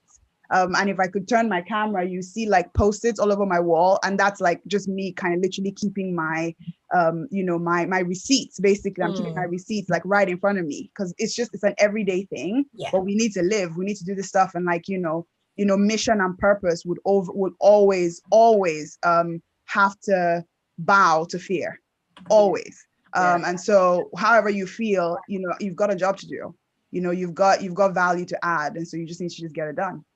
That's good. That keeping receipts one is definitely something I'm putting in my pocket, because sometimes it's so easy to get overwhelmed with this or that or everything that's not being done. But actually, if you're looking at your receipts, you've come a long way. I'm gonna try and flip my laptop so you guys can see it. It's like literally all over my wall. Yellow post-its and like everywhere. And that's not even. I'm actually in the middle of redecorating my home office, but like there used to be a lot of them here, so I've had to remove them because they're about to start painting. But yeah, like that's just life. That's the reality of it. For That's me. time to start creating your brag books. That's what you need to be doing. I love that. And secondly, Mary, you're Nigerian, and Ian and I are also Nigerian, and you've been very vocal about the NSAS movement. So we know that like the NSAS movement was predominantly led by women. How do you think that Black women can contribute to bringing sustainable solutions in the crisis that's Nigeria experiencing in general across Africa?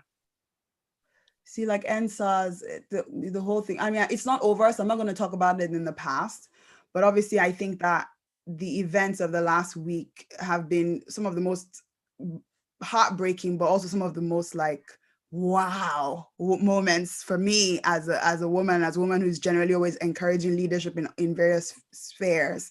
I mean, like the work that many people did, including yourselves, I know you guys led not a protest, but you led like an event or like a midnight watch or something like that in your area. I think, and even when you look at the work that the Feminist Co did, I think it's just amazing. And it just really shows like, there's a spirit in a woman that is just wow. It's beyond my time. It's just wow. It's just actually magic, because when you see it really come over the fears and the limiting beliefs, it's just a beautiful thing to see. And I think as women, we just naturally, in most situations, and I think to answer your question, we can bring calm into a situation, we can provide clarity, we can bring rational thinking. It's not about, there's no like testosterone. We bring rational thinking into a situation. We're able to connect with the emotions around us. We're able to lead with empathy. We're able to influence and gather resources. We are people who have been groomed in transparency and accountability. Because if you think about the way a lot of women grow up, we're always being asked where we're going, what we're doing, why we're wearing what we're wearing. It's like, so accountability and that whole thing is kind of always been inbred in us, probably versus like our male counterparts. And so I think that all kind of leads into the type of leadership that we're seeing. And, specifically to your question, like how do women bring sustainable solutions? I think we just need to be, one, we need to really come above our own limiting beliefs and the voices that have told us that we could not, and we were not, we're not able to access spaces like that. That's over. The time is now. Like, we need to believe that. We need to step into being like real everyday leaders, in wherever spaces that we find ourselves in, there's something I always generally share. And it's a model that we created with visibility. And I said, like our visibility model for everyday leaders. And I call it the carrot model. Mm-hmm. I always say like, C is like, be curious about the world that's around you. A is be aware, actually watch the news and engage with current affairs. Like we cannot put our head in the sand anymore. R is being responsible. Like if not you, then who? Like if it's not you that's going to take up the mantle to make that change and create that change, then who is it actually going to be? Yeah. Not be in the world anymore where we're just pointing fingers and calling out problems. We need to actually people who are bringing solutions. And then A is just like taking action, at every point. Let's not just talk about it, but let's actually put our money where our mouth is. And like the work that Feminist Code did just blows my mind as pertains to that. And finally, like the T is like, let's talk about it. Let's teach other people how to follow those footsteps. Let's like create visibility around the work that we're doing. And so, if you guys don't remember anything, like remember carrots, and that's like our model for like everyday leadership in the environments that we're in. And I just think we just have we've always had a place, even in biblical terms, women finance the kingdom. Women are still financing the kingdom even till today. And by the kingdom, I mean kingdom. I'm Christian, so that's what I mean by that. But I think like, it's so we've always had that influence and ability to create change. But I just feel like now we're really owning our space, and that's just us coming above our own limiting beliefs. And the next few years are just going to be something phenomenal, actually, as it pertains to women in leadership and in business. Yes, I love that. Thank you so much, Mary. Yeah. The next question is to Tender. How can women master vulnerability and assertiveness in their leadership roles to inspire teams and create a culture of innovation? I think something that's come up, I think Mary also said it, is about authenticity and just being yourself, but also being comfortable in what you share. Vulnerability is being comfortable with what you share, but also challenging yourself that, is this the best that I can share, and is this the best that I can bring to the table? We spoke about imposter syndrome, and I think a part of that is being assured in yourself and where you are. It took me a minute to understand that, yes, I'm 18 and KPMG hired me and they think I'm great. So I am great, period. That's it. And I think you need to be confident in your abilities, because sometimes we wait for other people to blow our trumpets, but you need to blow yours sometimes for yourself and say, look at the stuff that I've done. I have a brag box as well. I literally like archive certain emails that say good job and you did great for the moments where I do need to look at it. But sometimes you need to do it for yourself as well in your teams. Also, something that took me a while to realize is that other people are watching you to set a precedent. When you want to be assertive, there are certain rooms that I've been in and I've realized that after I spoke and said I have something to say, or I don't agree with this, I agree with this, then someone else felt a bit more confident to come in and give their opinion. It's okay to be the first. We don't often want to be the first, but it's okay to set a precedent, and it's okay to change the precedent and be something different. Being vulnerable isn't about being weak, it's just about being you and being comfortable about being you in these spaces. For a lot of us, these spaces that we're in are not something that came naturally to us or something that was handed to us. We have to work to be there. And often we feel afraid that we might lose it if we are too much of ourselves. But you're there for a reason and you're there for a purpose. And someone believed in you enough that you fit for this organization, or even you believed in yourself enough to be who and build the business and build the brand that you have, to be sure in yourself that this is what you do, this is fine. And I think everything just flows from there. You will inspire innovation and you will have new ideas and you will encourage other people to look at you and be, that's exactly what I want to be, that's exactly what I want to do. Yeah, this is so good. This is so true. Our next question, thank you, Tatenda. Our next question is to Daniela Genus and Tina Kimfumu. Black, Asian, and other ethnic minority backgrounds are said to experience substantially worse business outcomes compared to white entrepreneurs. Why do you think this is? Yeah, I can go with that one. Thanks. And I think it's an interesting question. But I think it's based on opportunity and support, because we know that Black people are 3 times more likely to be permanently excluded from high school. Black people who leave education after completing sixth form get paid 14.3% less than their white peers.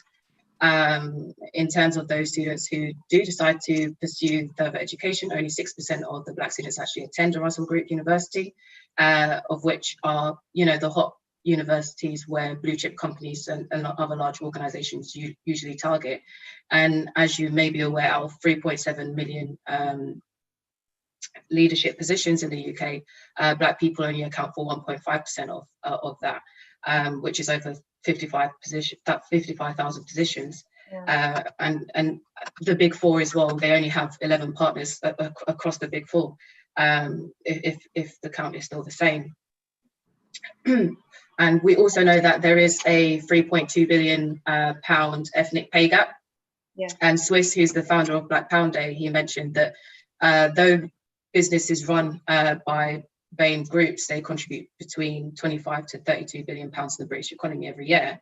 Black entrepreneurs are more than twice as likely to be denied a loan than their white entrepreneurs.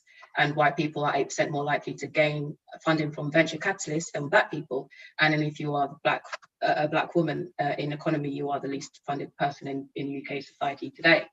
So if business owners have the right funding backing them, then it can help with resourcing, marketing their product right, whether it's online or if it's finding prime location spots, reaching their customers, and so forth. So I think that having the opportunity as well to work in, let's say, for example, the professional industry where you have an opportunity to learn the different structures, as Tatenda said, the different processes, profession, skills, and communicating with business clients, for example, networking opportunities, is a perfect place, I guess, for trial and error in your careers. And it's also a way to explore your talent. And a number of people who do leave industry, they usually are able to start successful companies just based off their experience that they were able to gain within their respective business areas. So I think that the opportunity to learn in industry in companies to explore your talent, and also the support outside of work where when you do start your business. So whether it's financial support or business support, where you could be given advice on running a successful company. And I'd say the reason why more BAME businesses fail, I think it's based on lack of knowledge as well in navigating in that specific industry, for example. But earlier, Andy did mention that in the Midlands, they're supporting with funding for Black businesses. And so even people being aware of the type of funding support would make a difference. Yesterday, a couple of days ago, I hosted an event at KPMG called the Black Pound Day. And there was an owner of an IT and healthcare recruitment company who didn't apply for funding support because she was just skeptical that she just thought that she wouldn't be able to receive it. So I think still trying and then seeking out professionals that can support in helping your business gain that funding, or through the support on business plans, for example, would help. And I'd say something like the BLM movement and the Black Pound Day has been able to shine light on Black businesses so that we can inject back into the Black economy. So figures show that if we spend £10 a week on Black businesses, we can inject £1.9 billion into the Black community. And there's been a number of businesses that have been able to benefit from it, but then there are also other businesses that just haven't been impacted by the movement at all. So yeah, I'd say even with my charity, Noir Network, Shami and Kim also run it. So we support young Black people up to the age of 30. So we want to be able to support in the advancement of their education and employment by partnering up with other reputable organizations to provide workshops, events and close mentoring and coaching support in different career areas, and be able to start up, help support in business startups.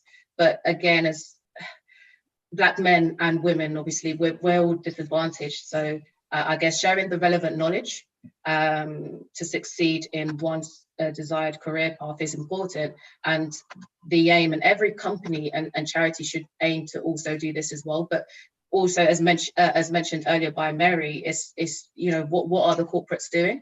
Because the corporates also have a responsibility in society as well to reach out to those Black businesses to help support them, because they've experienced that success. So sharing that experiences and giving tools for individuals to succeed in their respective industries would probably be able to help with the disparity, I guess, in BAME and whites, in BAME, succeeding, I guess, in business rather than just their white counterparts. So I'd definitely say that the lack of funding, definitely, but also the experiences, the knowledge that you'd be able to gain through having the opportunity to be able to enter certain industries, to be able to learn, so that you're not practicing the same mistakes. Because a lot of times when Black people do go into business, they have no experience. It's obviously the end goal. Yeah, I want to do this, but actually they don't have the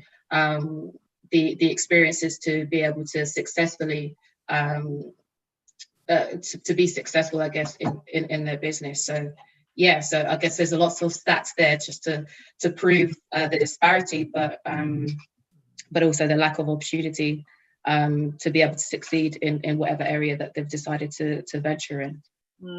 That's so important and so crucial. Daniela, do you have anything to add to that? Yeah, a lot.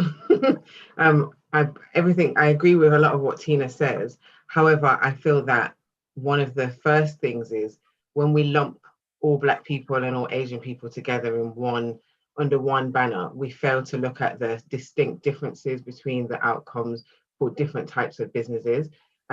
If we even remove Asian from this, if we look within the Black community, Black Caribbean businesses and Black African businesses are typically run in very different ways. And the challenges faced by founders and owners of Black Caribbean businesses, from my experience, and this is all anecdotal, aren't necessarily the same as those from the African community. And I think that there's several layers of challenges and several layers of issues that impact these businesses on either side in a variety of different ways. One of the things, so Tina, obviously you spoke about the kind of societal and structural issues, but I think from a more personal issue or personal perspective, one of the things that I've noticed working with a lot of Black businesses over the last decade actually, is a lot of that external stuff has been internalized. So we recognize and we know that Black businesses are less likely to receive funding. We know a lot of the kind of spoken about things like Black businesses, they don't know how to do business, they don't have any experience, and all of that negative stuff. And a lot of, from what I've experienced, a lot of the time that is internalized, and Black business owners have lower confidence. This imposter syndrome is way higher in Black communities, and particularly amongst Black women. And this, again, that's not even anecdotal, that's stuff that's been researched and proven, that people from ethnic minority backgrounds have a predisposition to suffer with imposter syndrome in the same way that women are, more so than the white male entrepreneur, for example. And when you start to internalize that we as Black people are not good at business, and then you add cultural things to that, and so I'm speaking from a Caribbean perspective, that we don't have access to friends and family who can finance our business, we don't necessarily have people within our kind of immediate communities that are running successful business, or are running successful businesses, but they're all in very specific industries, and there's not much diversity in terms of the types of industries. So tech, for example, we've heard a lot of people say that people in their families are software developers or this or that, but that's actually not the standard norm. And when you speak to many people within the general Black Caribbean community, for example, there's not, from what I've gleaned, there's not that many people that know people that have been successful in building tech businesses, and therefore there's nobody to model upon. And even from my own personal experience, I remember when I said to my mom I was going to start my own business when I originally started, it was kind of like, you go and get a job. You've got a degree. I had a master's when I started, and why are you doing that? Go and get a job. And the kind of entrepreneurial mindset wasn't something that was familiar within our Caribbean community. Having experiences of working with people, Black people from African backgrounds, from what I've gleaned, again, the opinion is slightly different. So, and again, anecdotal, be a doctor, be a lawyer, be an accountant is one thing, but actually, if you're going to run a business, the business has to generate this specific amount of money, and that can be supported. But also from a financial and economic perspective, a lot of the kind of African communities that have migrated over here, they came at a very different time to the Caribbean communities. So the Windrush era. So even from a perspective of the generations, Caribbean people are kind of at this point third, fourth, and even fifth generation, whereas a lot of the African communities are first, second, and third generations. And therefore, there's a disparity there in terms of the issues that the Caribbean people face in wanting to potentially set up businesses in the 50s, 60s, 70s, whereas the African communities coming over in the 80s, 90s now, the opportunities are much greater for people to set up businesses and have some level of support available. So I think we can't just look at BAME in a overall kind of lumped group and say, well, there's challenges and the people are not experienced in this in these arenas, because there's very different groups. And as a kind of outcome of that as well, and Tina, you alluded to the idea of people not necessarily having experience and not accessing the support. I think that's another really important point, because a lot of the time within our community, it is this kind of hustle mentality. I'm just going to work it out as I go along, because we're from a financially disadvantaged, for the most part, communities. We can't afford to pay for the support that we need, and therefore we'll just hustle and try and make the mistakes and work it out as we go along, and therefore our growth trajectory is going to be much slower, because we're not investing in getting the support that we need to speed up that growth. And then as a final point, I think in addition to all of that, and in fact, I was speaking to a business owner the other day who was saying they needed to hire me, and he was like, oh yeah, when I'm up and running and when it's all sorted, I will, but right now I just want to learn from my mistakes. So it's kind of also this stubbornness that asking for help and getting help is not something that we should do. We should just work it out, and it will work out at some point. And then not necessarily having the same level of aspirations. And I think, again, this is where I make the distinction between the Caribbean community and the African community. When I speak to African business owners, their visions for their businesses are huge. Like, I want to be turning over this amount of millions, and I want to be doing this and this.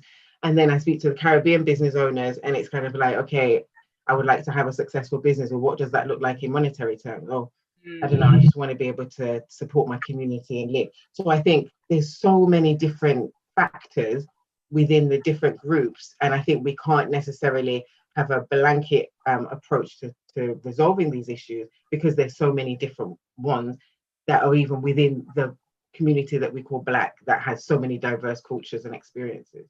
Yeah, this is so true. There are so many intersections, just like the Black experience as a Black British person. There are so many intersections, and they're not always the same. My experience growing up, I personally, there are some people whose story I understand, and we all experience, we are all viewed through maybe other people's eyes similarly as just Black women, but we may not have grown up in the same experiences. I didn't grow up on a council estate, but oftentimes what you see the narrative pushed on media is that, you know, if you're a Black female, you struggled and you grew up in a council estate. That's not always the story, but we might have similar struggles, even though we didn't grow up the same. So it's so important to shine a light on those intersections that separate the experiences that we might have in business. Funnily enough, I did grow up on a council estate, so I am the kind of hardship, council estate, hard life. Yeah, I kind of fall into it. The stereotype. I've got a question to you, Daniela. What are some of the ways employers and business funders can create? Oh, apologies. Quickly, before that, I just wanted to get to Tender to pledge, because she's got to leave. I'm not sure if she's still here. To Tender around. Sorry. Apologies. Sorry. It's okay. So, did you want to pledge very quickly before you had to leave? We do understand that, you know, time is going very fast, so you can pledge to upskilling, mental health and well-being, or creating or signposting to job opportunities for Black women. I think I'll go with the job opportunity. My pledge is to spend a lot more time. I tell myself at least an hour a week speaking to young people who want to get into the industry and want to do apprenticeships. I guess shouting from the rooftops that these opportunities are available, and that there isn't just one solid route into whatever you want to do, and that there's a lot more jobs out there than you think or that you've been told that you need to do. Amazing, amazing. Virtual claps, everyone. Thank you so much for your time. And if I know I'm rushing off before it's finished, if anyone wants to ask any questions, I think my details are on the screen there. Thank you so much for a wonderful event as well. No problem. Thank you so much, Tatenda. Bye. So we are very short of time, guys, and we don't want to keep you any longer than necessary. So if we could have the rest of you also pledge, we'll start with Daniela. If you could take your pledge and let us know what change you will be contributing to for Black women. Well, seeing as how my business is called She's the Boss International and my focus is on world domination, I'm going to pledge all of them. I want to create more jobs for Black women through my own business, but also through supporting other Black women to build their businesses, to then take on additional staff, by continuing to really advocate and focus on female entrepreneurs and just entrepreneurs in general, looking after their mental health and well-being. I'm a big advocate for rest and rejuvenation, and continuing to kind of spread and shout that message. In terms of upskilling in a digital skill set, again, pledging to support businesses such as Neo Enterprise and Coding Black Females to be able to do that. So it's kind of all coming through me, even though not necessarily delivered by me. Yeah. Thank you so much, Daniela. Lucille, would you like to pledge next? Sure, thank you very much. So I am going to pledge in terms of digital upskilling, in terms of really helping women with their online businesses through my one-to-one coaching, my online workshops, by offering women the opportunity to have a free chat with me, a business buster call, to talk about what they want to achieve in their business, what's holding them back, and what we can do to move them forward, because that will then help them once they are able to successfully start a business. That will create more jobs, that will help them to be more confident and more happy, and it will help them to create a legacy, not just for themselves, but for the people behind them as well. That's so powerful and incredibly crucial, incredibly crucial. Thank you so much, Lucille. So do you mind just putting that, that business call free call in the chat as well, so that people know how to plug into that? Thank you, Ian. So Tina, can you pledge next? We'd love to hear what you're pledging towards. Hey, yeah, definitely. So my pledge, I guess, from KPMG perspective, seen as I am the deputy lead of the African and Caribbean corporate responsibility team, we've already, reached out to you guys at Neo Enterprise, and we're supporting you in providing volunteers for some of your programs that you're running and future programs, and that's around upskilling in a digital skill set. And then obviously other future programs. And then from my charity side, NOAA Network, we also are, working towards set programs as well to upskill the Black community, and also work in partnership with other corporates, I guess, to provide job opportunities and build that gap, bridge that gap, sorry. So yeah, so that's my pledges personally and through KPMG and NOAA Network. Thank you so much, Tina. Mary. Okay, so my pledge might be slightly outside of this, but a little bit about like upskilling. I think the work that we do anyway lends itself into that. So I think if people can check out visibility.com, as well as on socials at Visibility. I think we're at Visibility everywhere. You can plug into the work that we're doing on inspiration, coaching, and community, and do things that way. And then as it pertains to like our organization, we constantly are looking for volunteers. We are a social organization. We're a CIC, and so a lot of like our team are all volunteers. To the extent you want to actually look for a space where you can practice some of the things that you are developing or building from a digital perspective, then by all means, you can find a home here. But beyond that, I think some of the work that we're doing really actively now is effectively creating what I call a scholarship, grant, and welfare fund, specifically for supporting Black women. In academia, those who want to start their business, and those who are in financial difficulty. And so we are actually we're basically becoming a funnel for that type of funding. So we're doing a lot of the applications ourselves, and that way then Black women can apply to us, and it will be a less stringent application than what we're dealing with the corporates.